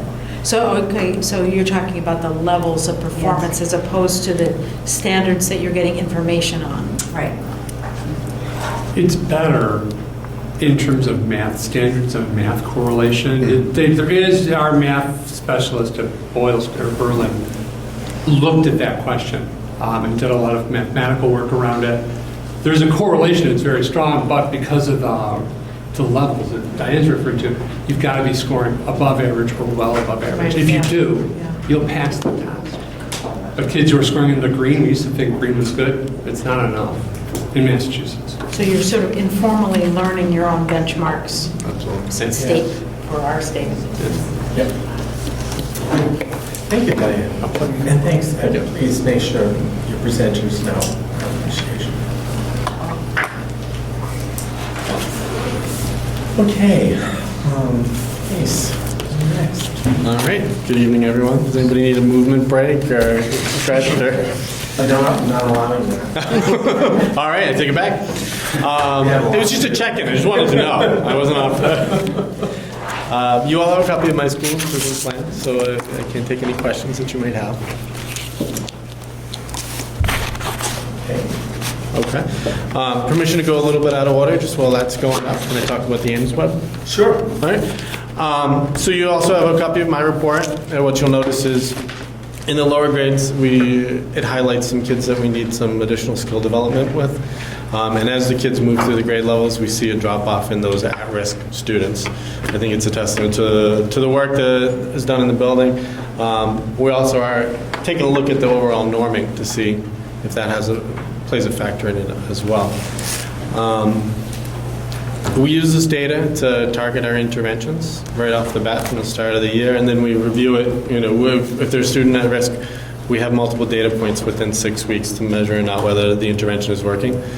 You can look at all the graphs throughout the whole thing, but that graph on the front, it's really small, but that's what I love about Ames Web. It lets you set a goal to close the gap between a student and the benchmark, and it graphs it for you. It lets you know whether what you're doing is working on closing the gap or whether you need to try something different. I think that's really the strength that I see in the program. Nice little nugget of information there. Thank you. I like that. Hence the word Ames, I assume. Exactly. Got it. And it's on the web. Okay, so Keith, would you like to do your presentation? Absolutely.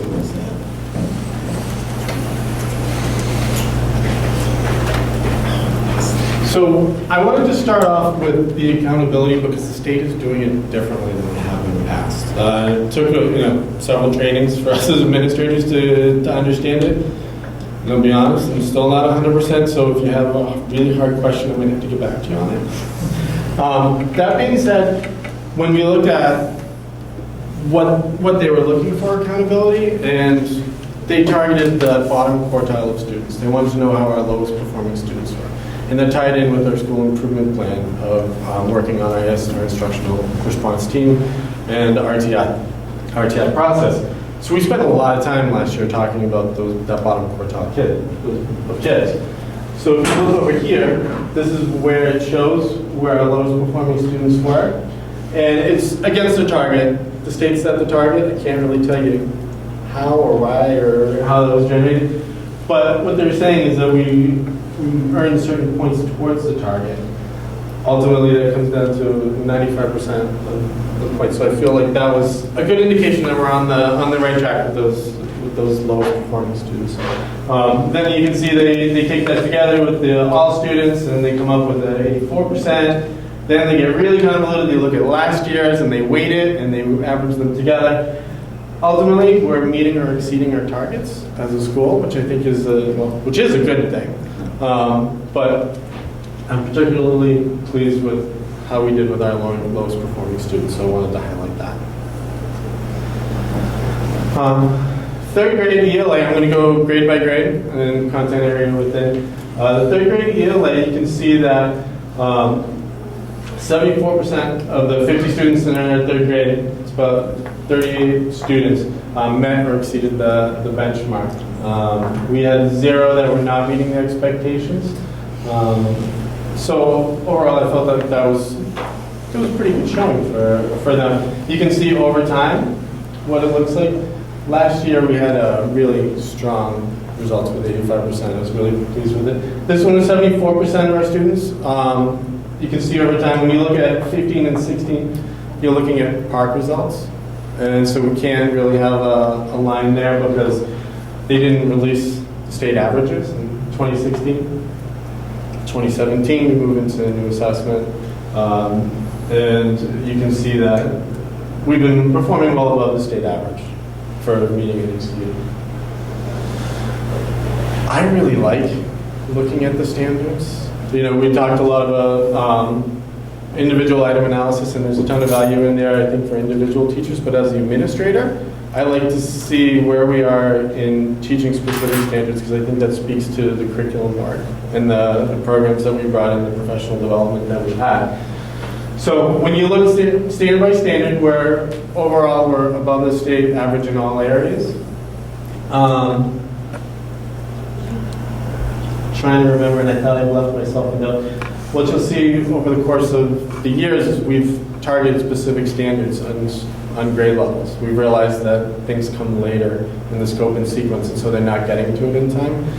I'll point out as I go along areas that grade levels have targeted and we've seen results.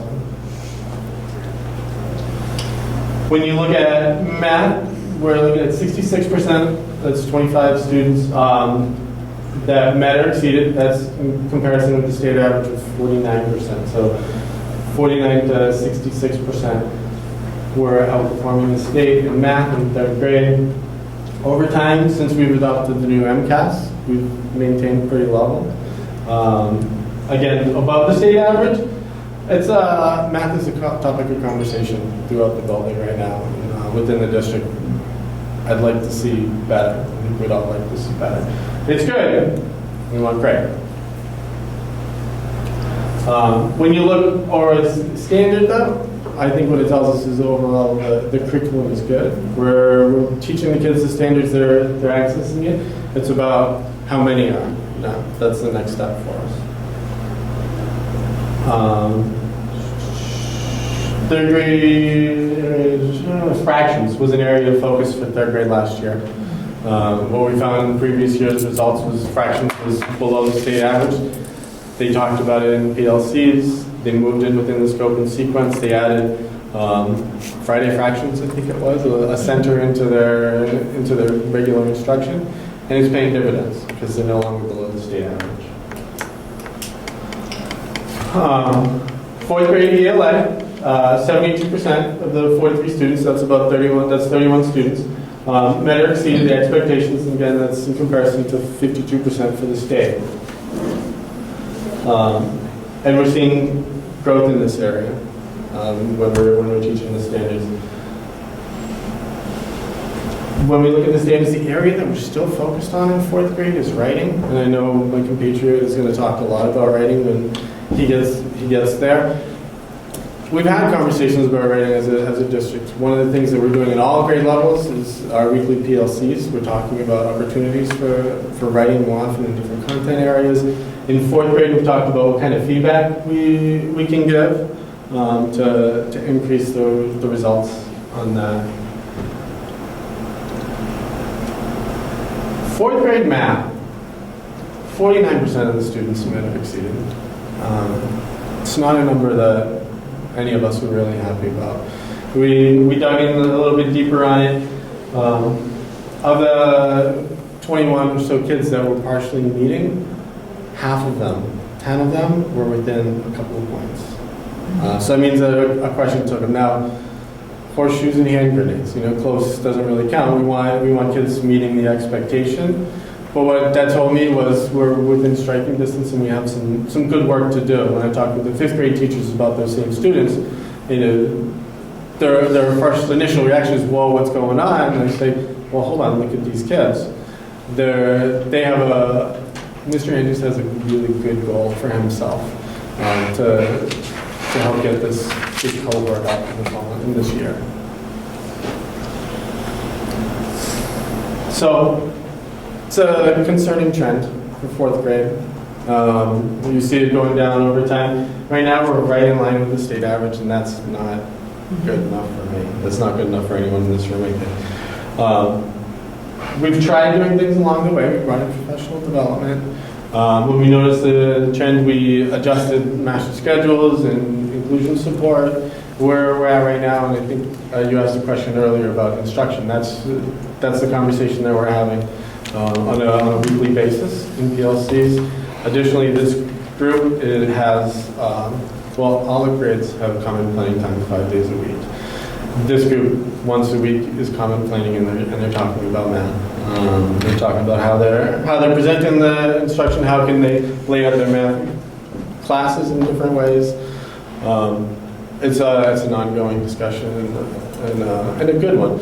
Additionally, we've upped the observation times in there. We brought in administrators and working with the coaches as well to figure out what kind of feedback we can give to address this and make sure that our kids are meeting the expectations at a level that we feel is appropriate.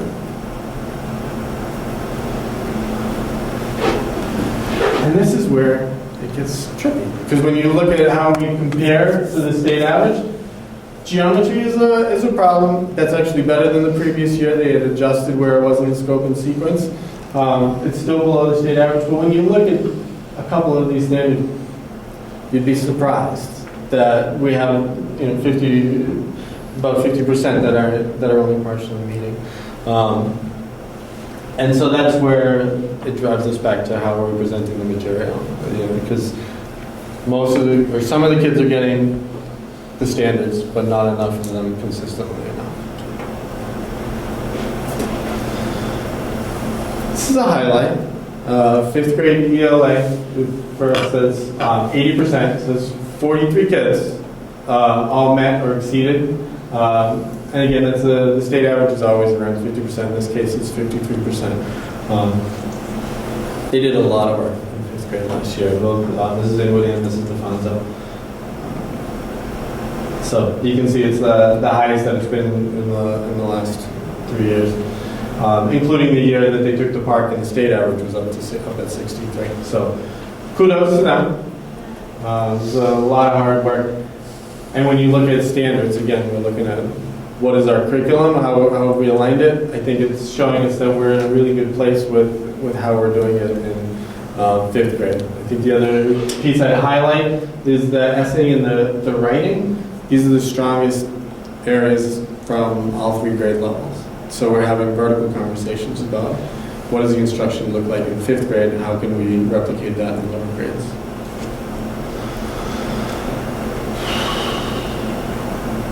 Math, we're holding steady 63%, so that's 34 of the 54 kids in comparison to 49% on the state. We're holding steady.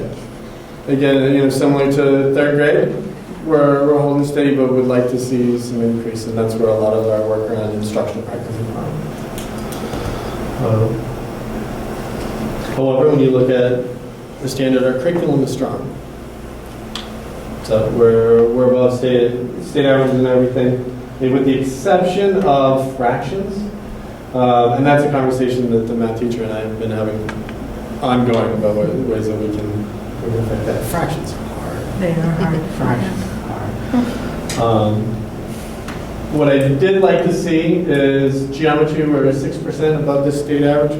Before we were below the state average the previous year. And so because of the conversations in PLCs and how we were looking at the standards, we adjusted, and we're seeing the fruits of that.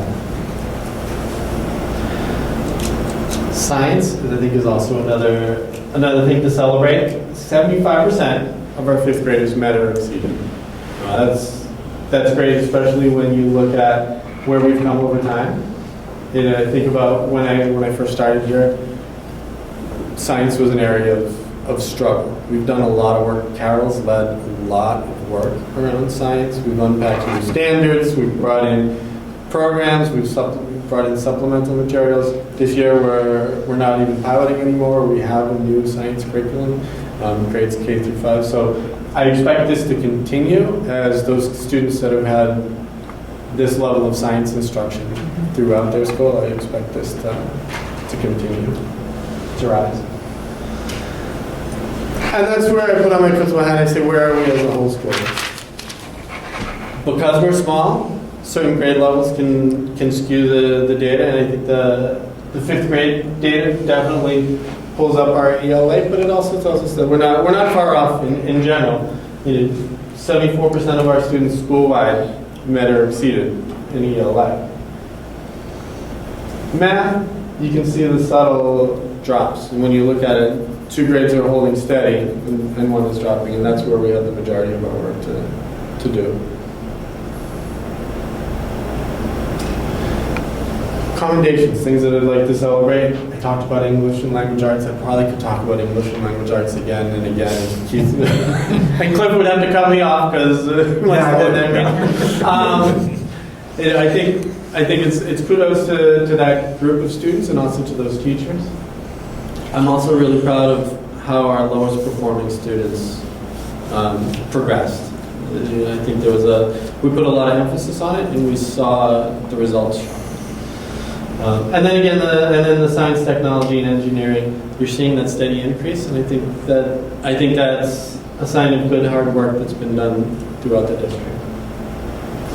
Next up for us, I want to continue looking at our tiered interventions. Last year was the first year that we used the new AIMSwell 2.0 as a driving universal screener for our IST process to provide interventions. I feel like what we found was that it was successful, but we could get better. We're streamlining that process. We're looking at other interventions that we can provide, not just in the Tier 3 and Tier 2 lens, but also what else can we provide teachers as a support for Tier 1 instruction. Math is something that I'm talking about a lot.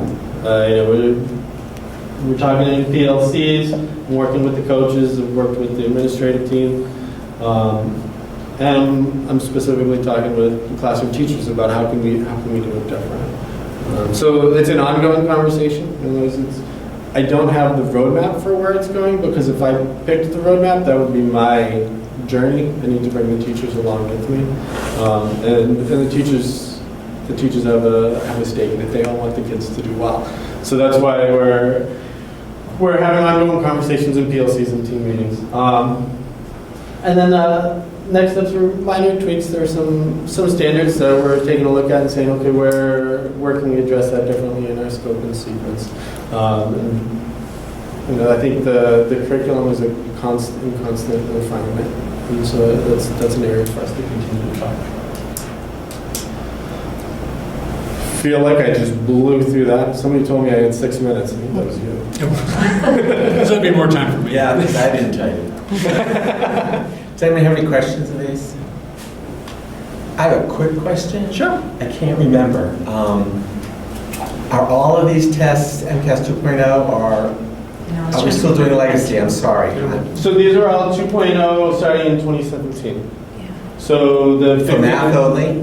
What's that? For math only? All of them. Okay. Yeah. Okay. So, great presentation, very professional, good job. Sometime I'd like you, now that you're doing the same test every year, not different versions, to do a cohort, to watch the growth of the group. I think that might be a graph that would be interesting and useful. This gives us, the way you've structured it, gives you a sense of how the grade level is doing, and that assumes that, I'm not knowledgeable. Is it the same teachers, or has that changed? See what I mean? Like, I don't know, because but it gives you a quick picture of what the grade level is doing. But I'd be interested in seeing how the cohort does, because after all, this is about growth. Absolutely. And I've got that data. Would you like that, or you're saying for future? I can wait. Okay. The problem, well, I'm walking up here to change this, with cohort graphs is the difference in the tests and the challenges that the tests provide. The third grade test is always wicked easy. The fourth grade test is way harder. So you see every year this V shape, 3, 4, and 5. And it makes us crazy because you keep looking for something to be consistent.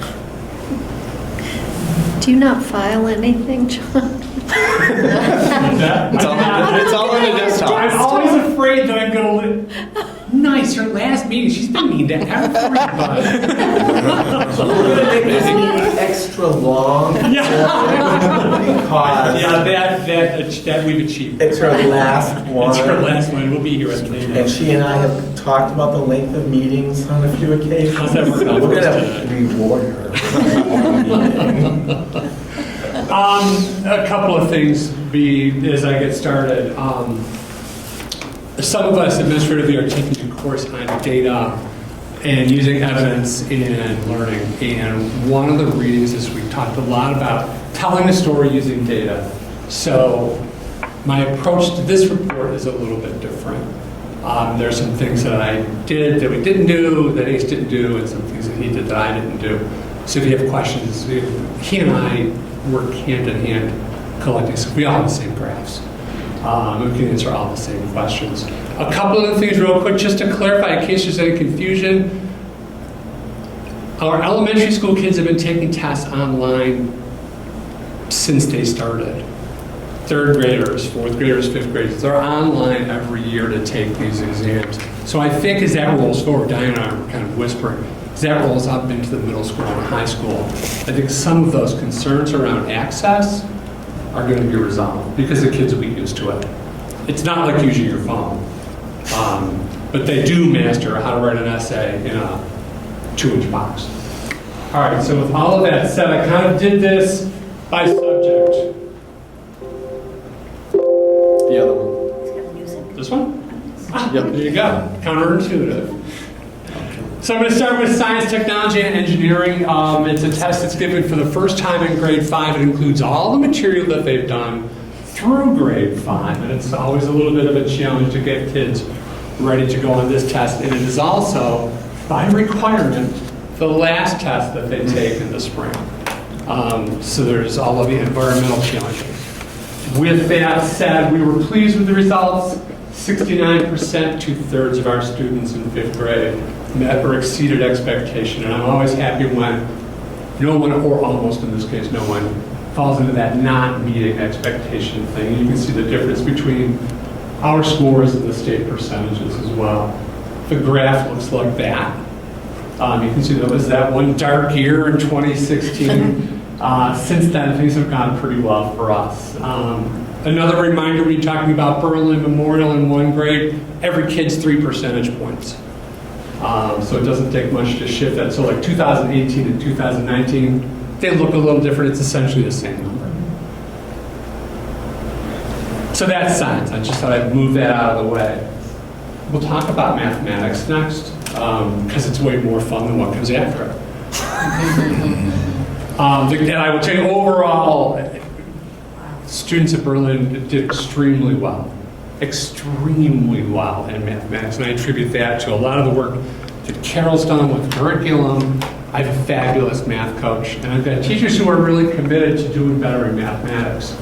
So in 3rd grade, 86% of the kids met or exceeded the goal. Not one child did not meet. They scored in that not meeting category. The graph looks like that. As you can see, the state average has stayed flat, and Ace is right. State averages are all around 50%. Still, year after year after year, even though they talk all the time about growth. You can see growth here in 3rd grade math for our students. In 4th grade, the story is basically the same. 86% of our students met or exceeded expectations, which is like a new record for us. And it's the kind of number I'm satisfied. You know, sometimes you think, boy, I could have gotten this, I could have gotten that. Knowing these 3 children, they did really well for those 3 children. This is where I would want my school to be all the time. And that graph looks like that. And you can see just tremendous growth, especially over the last 3 years. It's really, really impressive. From 2015, where only 31% of the kids met or exceeded the 4th grade assessment. Expectations, rather. Then we've come a long way. 5th grade in both subjects, kind of a different story. 65% of them met expectations, nobody exceeded, which is a little bit disappointing, and a significant number of kids did not meet expectations. 5th grade struggled with this. I think those of you who know me or have heard me talk about this particular class, these were my kids when I started in Berlin. They were kindergarten students, so we all came in together. And I've always been especially fond of them. Not great test takers sometimes. So you can see I wouldn't say they struggle in math. Some of those 10 with a little more time, we could have gotten them out. So that's math. And that's a graph. You can see 5th grade math kind of stable over time. Again, it's not a cohort graph, but it's kind of a picture, a snapshot of what we do. And then if you look at all grades, 77% of our students in grades 3 through 5 met or exceeded expectations. And that graph looks like that. So you can see a lot of progress over time. And we're very pleased with that. Teachers are very excited about it. It's interesting, and I think it's a tribute to our school system. Teachers in Berlin are talking to teachers in Boylston where there's been a bit of a struggle for mathematics and sharing ideas. And I've been really proud of them, the way they've kind of reached out to each other and talked about what works and what doesn't work. It's a tribute to the longevity of our team, especially my working relationship with my partner in crime over there. English language arts, heavy sigh. So while Mr. Thompson bemoaned his math scores, we're going to do a little sighing around English and language arts. We'll start in grade 3, which went okay. 69% of our kids met or exceeded expectations. Nobody did not, sort of the not meeting category. And again, most of those 11, that's the best they could do at that point. And you can see it's a dip for us from last year, but not out of line with previous year's scores. 4th grade, 67% met or exceeded, which exceeds the state average. But it was one where those 4th grade teachers felt like they could have gotten more. We're going to talk about all 3 of these scores in the could have gotten more part in a second. 4th grade is an improvement over last year, but again, it's not where their teachers thought they would be. We were a little bit surprised by some of the results and a little disappointed. 5th grade was the tough one. 48% met or exceeded. Nobody exceeded expectations. 48% met expectations. It's below the state average. And a cause of great concern for us as we kind of dug into some of these numbers. And you can see that we've struggled a little bit in 5th grade ELA. For a couple of different reasons, but primarily for the reason we're going to talk about in a second. This is the whole school before we get to that. This is the whole school, 60% meeting or exceeding expectations in English language arts. Just 3 children in the entire school who did not meet expectations. And that's our school graph over the last 5 years. You can see kind of flat in terms of progress. As we went through this, as teachers pulled apart their results, what we came to, we realized this last year and started to make some efforts. Our concern for language arts is in writing. And you heard the high school department chairs talk about this as well. Writing can be a huge challenge for kids on these tests. Just for some background, there are 2 essays in grades 3 and 4, 3 essays for grade 5. Each essay is worth 7 points. 3 points for grammar and convention, 4 points for ideas. Essay points count for 32% of all the points in grade 3 and 4, 44% of the points in grade 5, almost half. So sadly, here are our writing scores for all grades over time. Out of that 49 points available, we've gotten just over 22, just under 22, and just under 22 again. Less than half of the available points. I'm sorry, I may have blipped out there for a second. Sure. Is this like I can't understand why. Is this the long composition we're talking about? It's not the long comp that they used to have. It's just a written essay. So you're asked to... A single essay. It might be based on 2 reading assignments, though. So you read, okay. One of the questions this past year was, they read a story, and then they read a poem, and they were asked to explain how the poem related to one of the characters in the story. So it doesn't include anything like written open response in other parts of the test. It's more extensive than a simple open response. It doesn't include that. Right. Right. These are just essays. They're supposed to be multiple paragraphs, especially as they get older. Right. And they're kind of challenging, I have to say. Yeah. And, so we look now at, I broke the 2 things apart for you. Conventions, that's grammar, punctuation, spelling. Out of 21 points, we're getting 8. That was our best year. This past year is 7.83 points out of 21. For ideas, which is the content of your answer, we're getting 13 and a half. Out of 28, right? So I then broke it down just a little bit more. This is what the conversation I'm having with teachers. That's why these graphs are so explicit. For idea development, what we're saying in the answer, 53% of our answers scored either a 0 or a 1. What that's significant. Out of 4 points, a 0 or a 1. And for conventions, grammar and spelling, 52% of our answers, a 0 or a 1. We have all these points on the table. And so what to do? Because when we look at our scores and we compare them to other schools or the state average, our kids are doing really well in the reading response. They're doing really well in multiple choice, those constructive responses that they get. Their scores are roughly similar to my friends in Boylston, but we don't write well. And so I wanted to bring this to your attention because one of the things in my school improvement plan is to build expository writings across the curriculum in grades K through 5. It's the same thing you heard the high school teachers talk about an hour ago. We have to get kids to write more. We have to get them to write more across different areas, and we have to hold them accountable. Every sentence starts with a capital letter. Every sentence has a period at the end. You would think they would know that by 5th grade, but you would be surprised.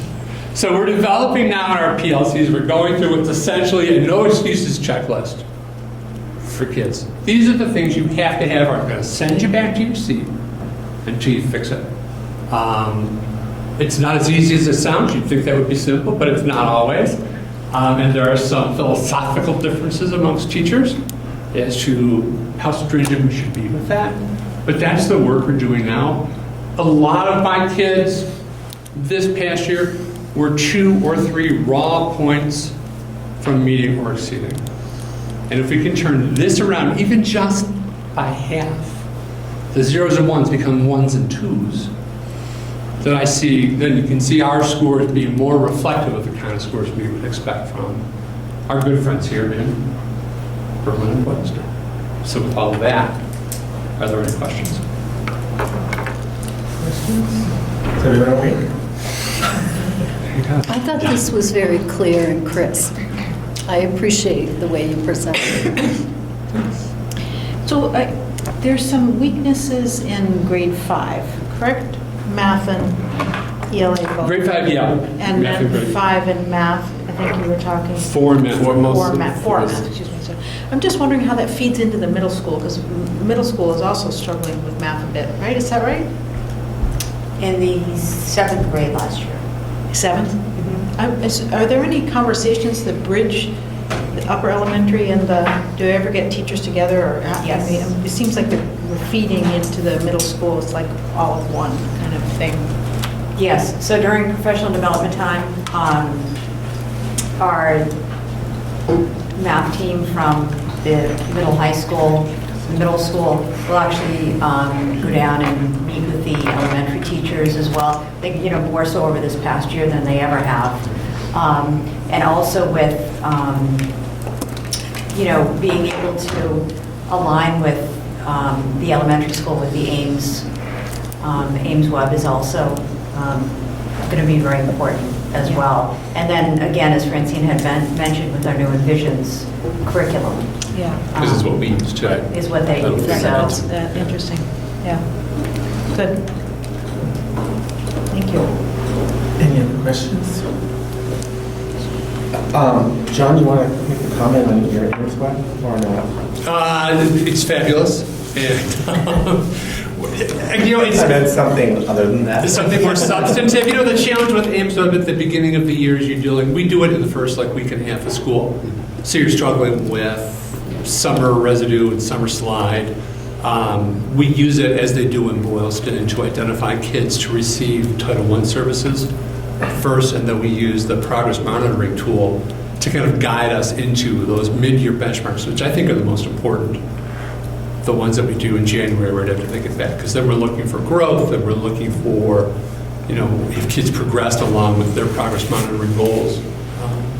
So in your accountability report, it seemed like the students with the lowest performing students, you lost some points in that category. I lost points in that category, you're absolutely right. Gained points in that Yes, area, right? That was please an don't area of encourage strength there. them. You guys always have these complementary things, which I think is interesting. We were concerned, that's actually another part of our school improvement plan. We've done a lot of work around inclusive practices, because we've struggled for a while with the performance of our lowest quartile. I hate when they say lowest performing. It's those kids who struggle the most. We've been struggling to find better ways to help them progress. And I think, we've got teachers out again this year who are working on inclusive classroom practices. And I think we're being much more aggressive with, what do we expect from these kids? Mm-hmm. I usually give my speech every year, that's one test on basically one day, and it's not always reflective, unless it's really good. It's not reflective of my kids or my, as a whole. It's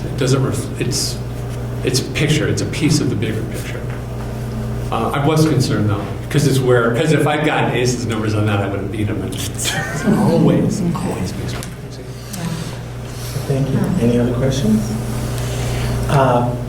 Principals and assistant principals, since your part's finished and it's late, feel free to go.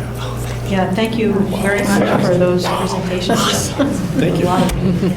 You seem disappointed. I heard there's going to be a party for you at the end. I heard there was cake. Beverages. So Jeff and I did our reports. Can we get numbers? Oh, thank you. Thank you. Okay, Likewise. it's time for the policy subcommittee report. Oh, that's me. The first policy that we are recommending a small edit to is IJOA, which is a field trip policy. As you know, we've been having lots of discussions about equity and what are the ways we can sort of raise the awareness of equity. What we are recommending is making two modifications to the field trip policy.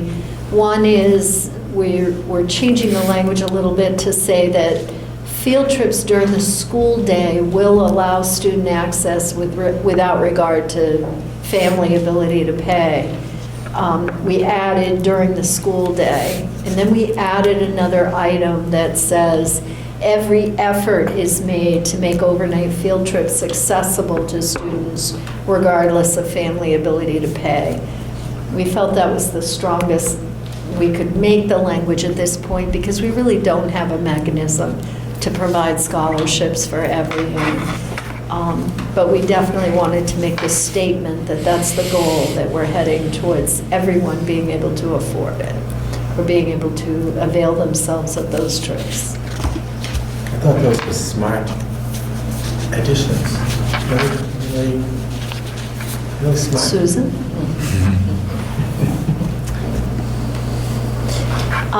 The next policy is, let me check and be sure, JBB. It's a new policy. Which is new, recommended by MASC, and it happens to be about equity in education. And we actually liked this policy quite a bit and only recommended a couple of very minor changes, adding a word strive to provide, and adding the word support. Actually, we added it. We added the word instruction on that. That was highlighted wrong on the document. Was it instruction instead of support? No, I think support was there, but instruction was not. Right, we so it inserted should have been instruction that was highlighted.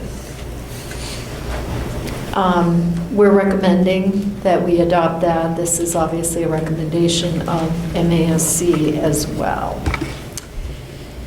The next policies, we looked at 3 policies. Each of the schools in the district have a slightly different take on community use of facilities. This was an issue that had been raised by, I think, a Girl Scout troop in the community. And in looking at the policies, the policy subcommittee made several observations. One is that one of the policies said that we must allow groups like that to use the facilities for free. One of them said we may waive the fee for those types of facilities, and one didn't say anything about waiving fees under any circumstance. So the recommendation of the policy subcommittee is to really combine those policies. We do want there to be discretion on the part of the superintendent or building principals to be able to waive fees where it makes sense. A Girl Scout troop, for example, should not have to pay for using school during after-school time. The other thing about these policies is there were a lot of procedures and rules embedded within them. So we've asked Christy to do her best to combine them, but to take out the stuff that's more pertinent to rules, put that on the forms that people fill out when they're requesting use of the facilities. And I think that was it. One of the things we're going to be voting on today is this is a second or third read at this point, so the vote is to move policies that end in E and in R, those are exhibits and regulations, and put them in a separate reference book. So when we get to the business part of this, that's one of the things we'll be voting on. Is there anything else, Susan, that you want to highlight? No, I think that's it. I do remember reading something in our policy manual about that last issue, about where those things get removed to, and I have to dig back on to bring it into the next meeting. It wasn't, we weren't in conflict with it, but it was informative, whatever it was I stumbled into. So I'll have to dig it up again. So that's our report. Thank you. As always, a great job. I've come to rely on the policy subcommittee. Oh, also, the committee is basically on hold until we have a new appointee. Lori's out on the one there.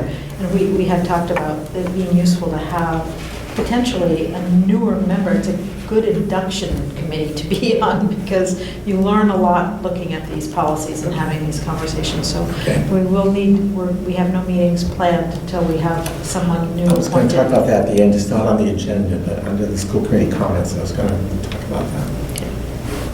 But thanks for bringing it forward. Okay, now we're in the school committee goals, monthly evidence report section. Number one, Susan?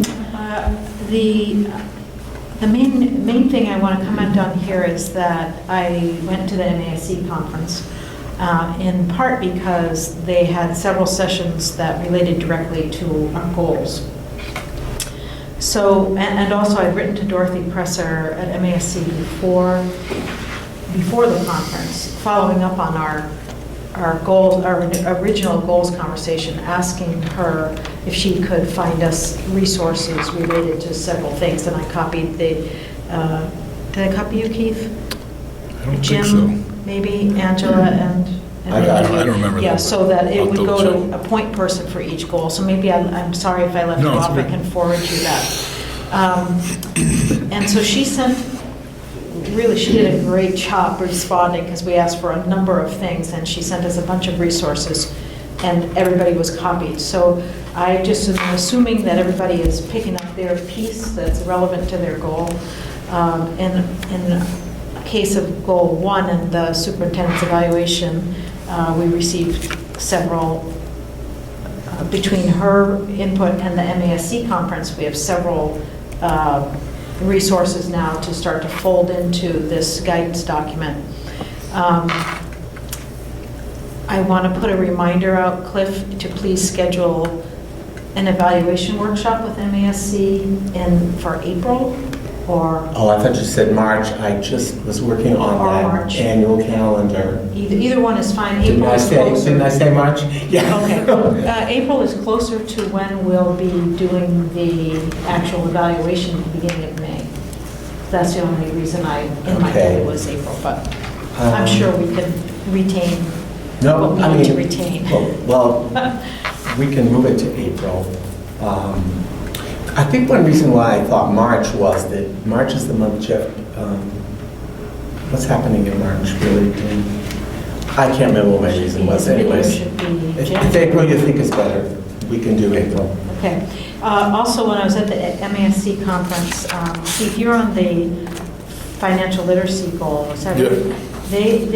Tracy Novick, who's with MASC and is also on the Worcester School Committee, did a very packed session on Chapter 70 and understanding Chapter 70. And I would recommend that as a potential workshop for the committee during budget season, just to start to build understanding of where money comes from and how to respond to the community members about variations in our Chapter 70 aid.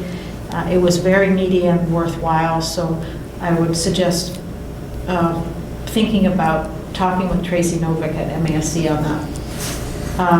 Dorothy Presser has been working on a school committee self-evaluation tool, and they have a preliminary tool on SurveyMonkey, and they're willing to do those, administer that, and feed back the results to school committees, make things easier, and also they can provide then historical data if you want to look at performance over time.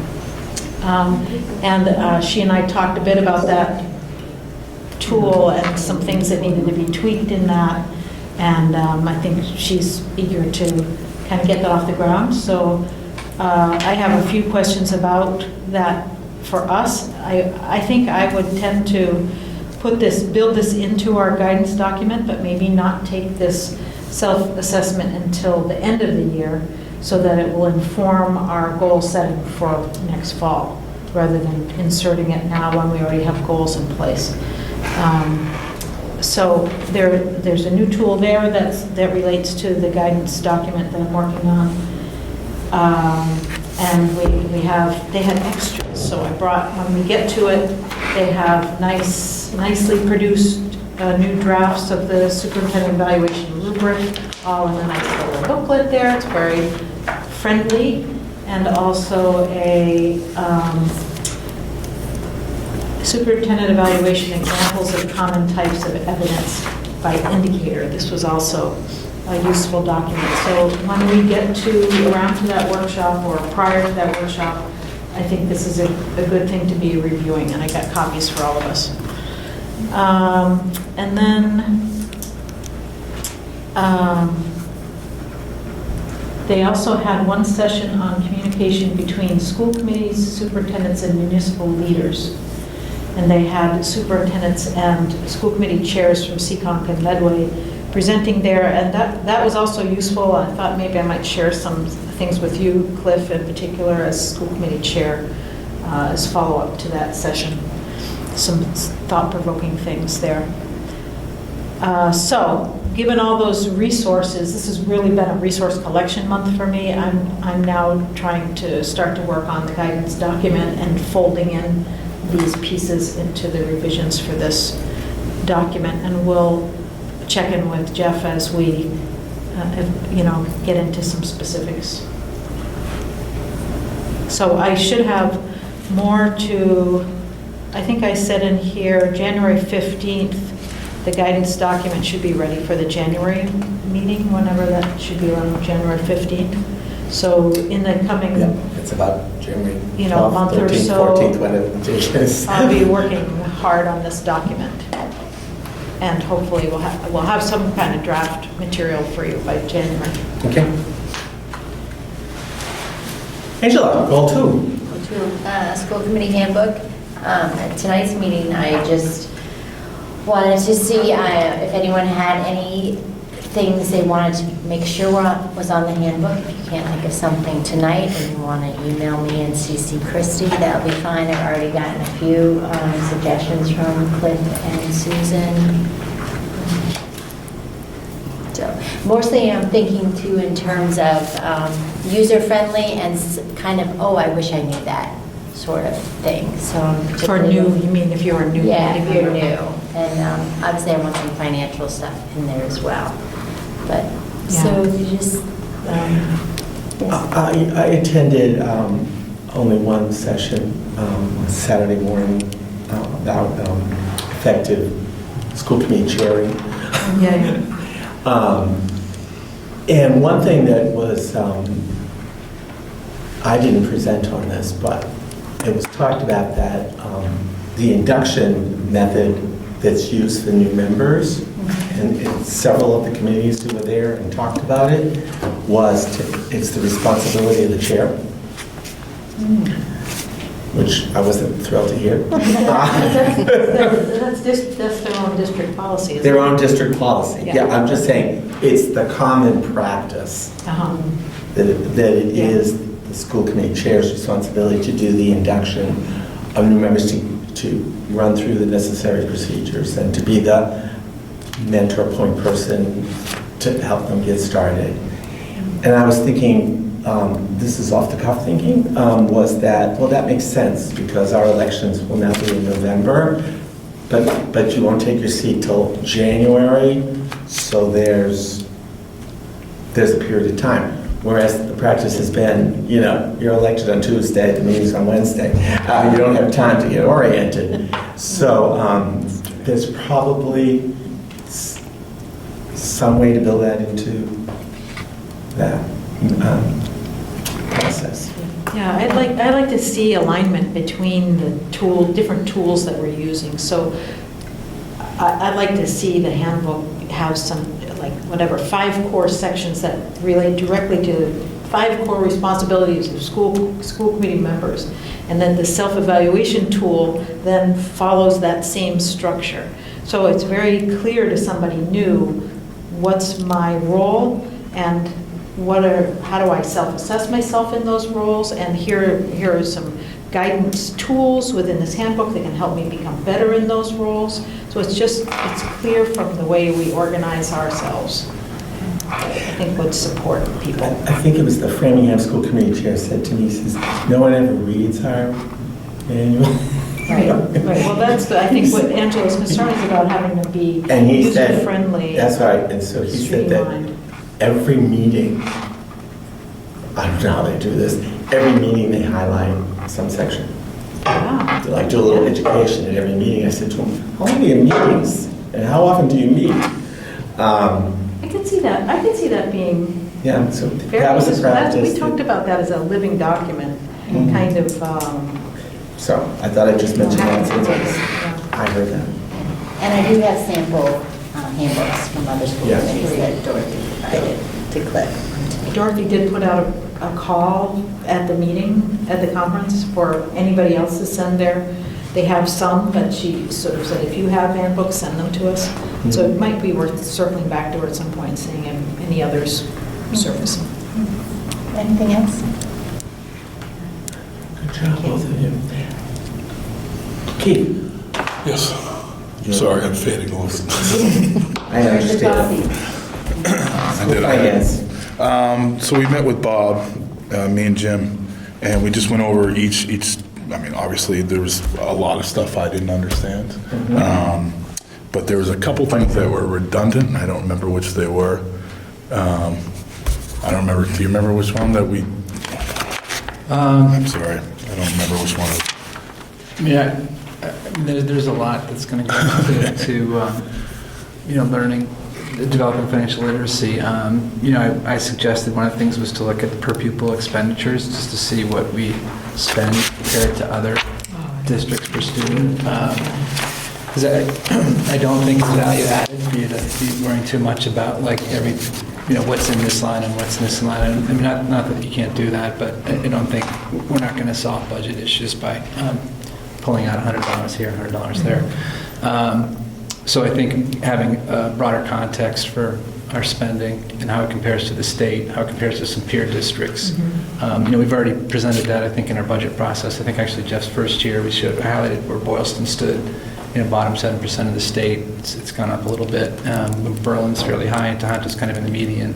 So, that's partly why I put that link on there, kind of as a follow-up to our discussion that I had with Keith and Jim. Chapter 70 would be helpful. It's complicated.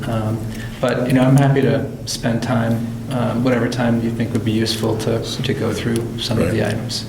Two observations. When we were starting off in the regionalization process, we had presenters, and they would talk about funding.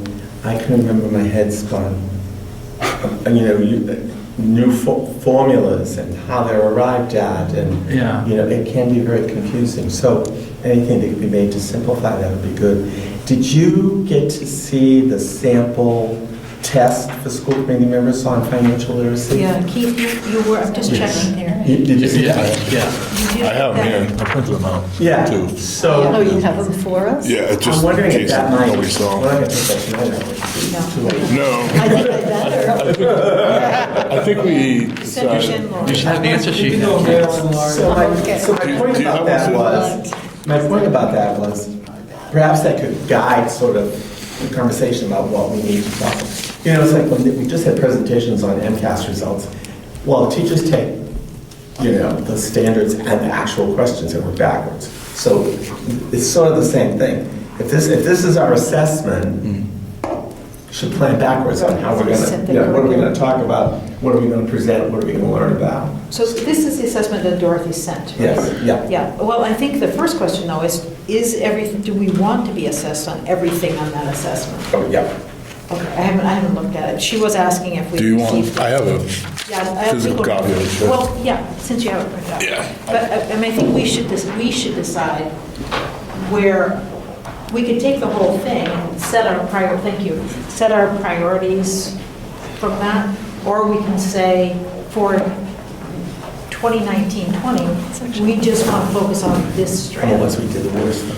Was it? Unless we did the worst. Yeah. Or we could just sort of say, this is our priority this year, so. Right. It's a lot to know. So we do have resources. We do have We resources. definitely have resources. And you said that there could be a workshop on chapter 40? 70. I'm 70, sorry. Yeah, well, I mean, that's an option for us, is to use one of our second meeting dates for a workshop. We know we need one on evaluation, but it makes sense to me to have one on finance Yes. literacy. So we're going to have to talk about priorities about workshops, because we already have the evaluation one, and we have the goal development one. So I think we haven't talked about conceptually about how many workshops we want a year Right. and what our target should be. We've been just doing it, so I think that needs to be a conversation before we schedule any more. What, you said there's one on goal development? We did that. Oh, I'm with you. September. Okay, I'm with you, yeah. Okay? Yeah. The other thought, sorry. I am fading, I'm sorry. The next meeting, we were going to try to set a date to fill this out. Is that realistic to go over all this stuff for a month from now? Why don't you and Jim talk about that, Okay. and then we'll talk. Okay. Okay? All right. The other, may I comment? Hurry up, you go to town's right now. Okay. Sometimes I think when I started, I thought I really wanted to know everything about Chapter 70. And the reality is, I think sometimes just-in-time learning is more effective. So I think about the regionalization process. I think I probably learned more about finance during that process, because Bob was constantly bringing us numbers and reconfigured numbers and explaining why they looked the way they did, and we absorbed what we needed to know for that work. The idea of somebody knowing all of this or being taught all of this at once, I think is daunting and may not be that helpful. I don't know what you think of that. I agree. I think there's questions on there that I think it's good to take a test, but I think some of the questions are repetitive. Some of them are looking at too much detail. You might, if you do try to do towards the Chapter 70, if you try to do that, you're going to not want to do any of this if you try to do that first. So maybe we don't want to. Yeah, and just as a point of reference too, we're basically a minimum aid district, which means we can have more students. It's going to take us a lot more students to get more aid.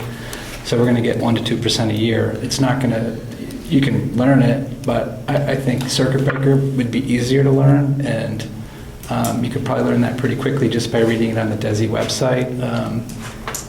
And special ed costs drive the budget. So I think that would be, probably better to understand first. But yeah, a test is good. I think you don't necessarily need, everything that's on there might, you can decide what you think is important. I think circuit breaker would be a good one to know. And then, I guess I'd be interested in knowing what, and maybe you had that conversation, out of this list of things, and maybe that you would add things to this list, I don't know. Which on here do you feel the school committee really, this school committee really needs, and I don't mean for you to answer this right now, yeah. but really needs to have strong grasp of. And then maybe there's a way you can, I don't want to put all the burden on you, which is why I think an MASC resource may be able to help us plan, but you may be able to use this list to say, okay, at this next meeting, this topic is really relevant, so I'm going to take a couple extra minutes to explain, teach people a little bit about this idea here, and then go into the data that's relevant that you're going to share. I'd be happy, if that's available electronically, just to highlight the ones I think are important, probably things that I know I talked to Carol and Karen and Jeff about that I think are impacting us financially, we'd want to highlight and have you be familiar with. Yeah. Like Title I funding went down significantly, special ed grant. So yeah, we could do that. I could see this. But procedurally, I really like Jim and Keith to take the leadership on Sure, this. with his guidance. Yeah. Okay, and Keith, I noticed that we have the ad hoc committee on athletic busing report from you, but you did that already. We did that already. Skip over. Right. I don't, just to be honest, I don't want to take this as totally. I don't want to take it either. Okay. I started Googling things just to make sure I kind of knew what I was talking about. Well, I was on that panel about the leadership of the chair, and there were only two of us, and the other person was a city school committee chair, and the mayor's on the school committee. So our perspectives were quite different. Her job was much different than my job, but there were similarities, of course. So it was really interesting for the people in the audience to sort of picture that. Yeah, and, interesting. She had great stories about tangling with the mayor. Yeah. So it was really great. It was fun to listen to that. In Worcester, the mayor chairs the school committee. Well, they talked about that too. Okay, let's get to the business. I need a motion to accept the policy subcommittee recommendation to amend policy GCCBBA to coincide with teacher contract religious holy days. So moved. Second. Any discussion? All those in favor? Aye. Any opposed? Okay. I need a motion to accept the policy subcommittee recommendation to remove exhibits ending in E and regulations ending in R from the policy manual and place in separate reference book. And that's a district reference book. District reference Not book. a school committee, I mean, it's not our. No, it's, do I have a motion? Second. Okay, second, thank you. Is there any further discussion? All those in favor? Aye. Opposed? I need a motion to approve the school committee goals. Oh, that's right, we didn't do that. I forgot. So moved. Second. Moved and seconded. Any further discussion? The only thing I would like to say about the goals is I view them as aspirational. They are really big, challenging goals. So folks, they're aspirational. We don't accomplish everything. I don't want anyone feeling beaten up about that because it's a lot. I agree. I just wanted to say that. All those in favor? Aye. Aye. Opposed? Okay. I need a motion to approve the amended school calendar due to the contractual change in student days. So moved. Second. All those in favor? Aye. Opposed? I need a motion to accept a $200 donation from a member of the Berlin community who wishes to remain anonymous to support students in financial need to afford a healthy school lunch. So moved. Second. Motion made and seconded. Any discussion? Thank you to Thank you. the person who did that. Yes, thank you very much. All those in favor? Aye. Aye. Opposed? I need a motion to appoint. No, I appoint this. Okay, sorry, then I'll skip down. I'll come back to that one. I need a motion to approve the building fee use schedule. No. No, it's first read, first read, These first are all read, first first read. reads. Those are all first reads. Okay. I'm going to appoint Jim Spencer. I already talked to him about this because I knew he wasn't going to be here, to join me in negotiating with Jeff for his successor contract. Good. Okay, so first reads on building use fee schedule, establishment of French club, policy IJOA with edits, policy JJB with edits, student council field trip to Cape Cod, first read. All these documents are in your drive. And creation of enrichment mini course program revolving fund, first read, documents in your drive. School committee comments.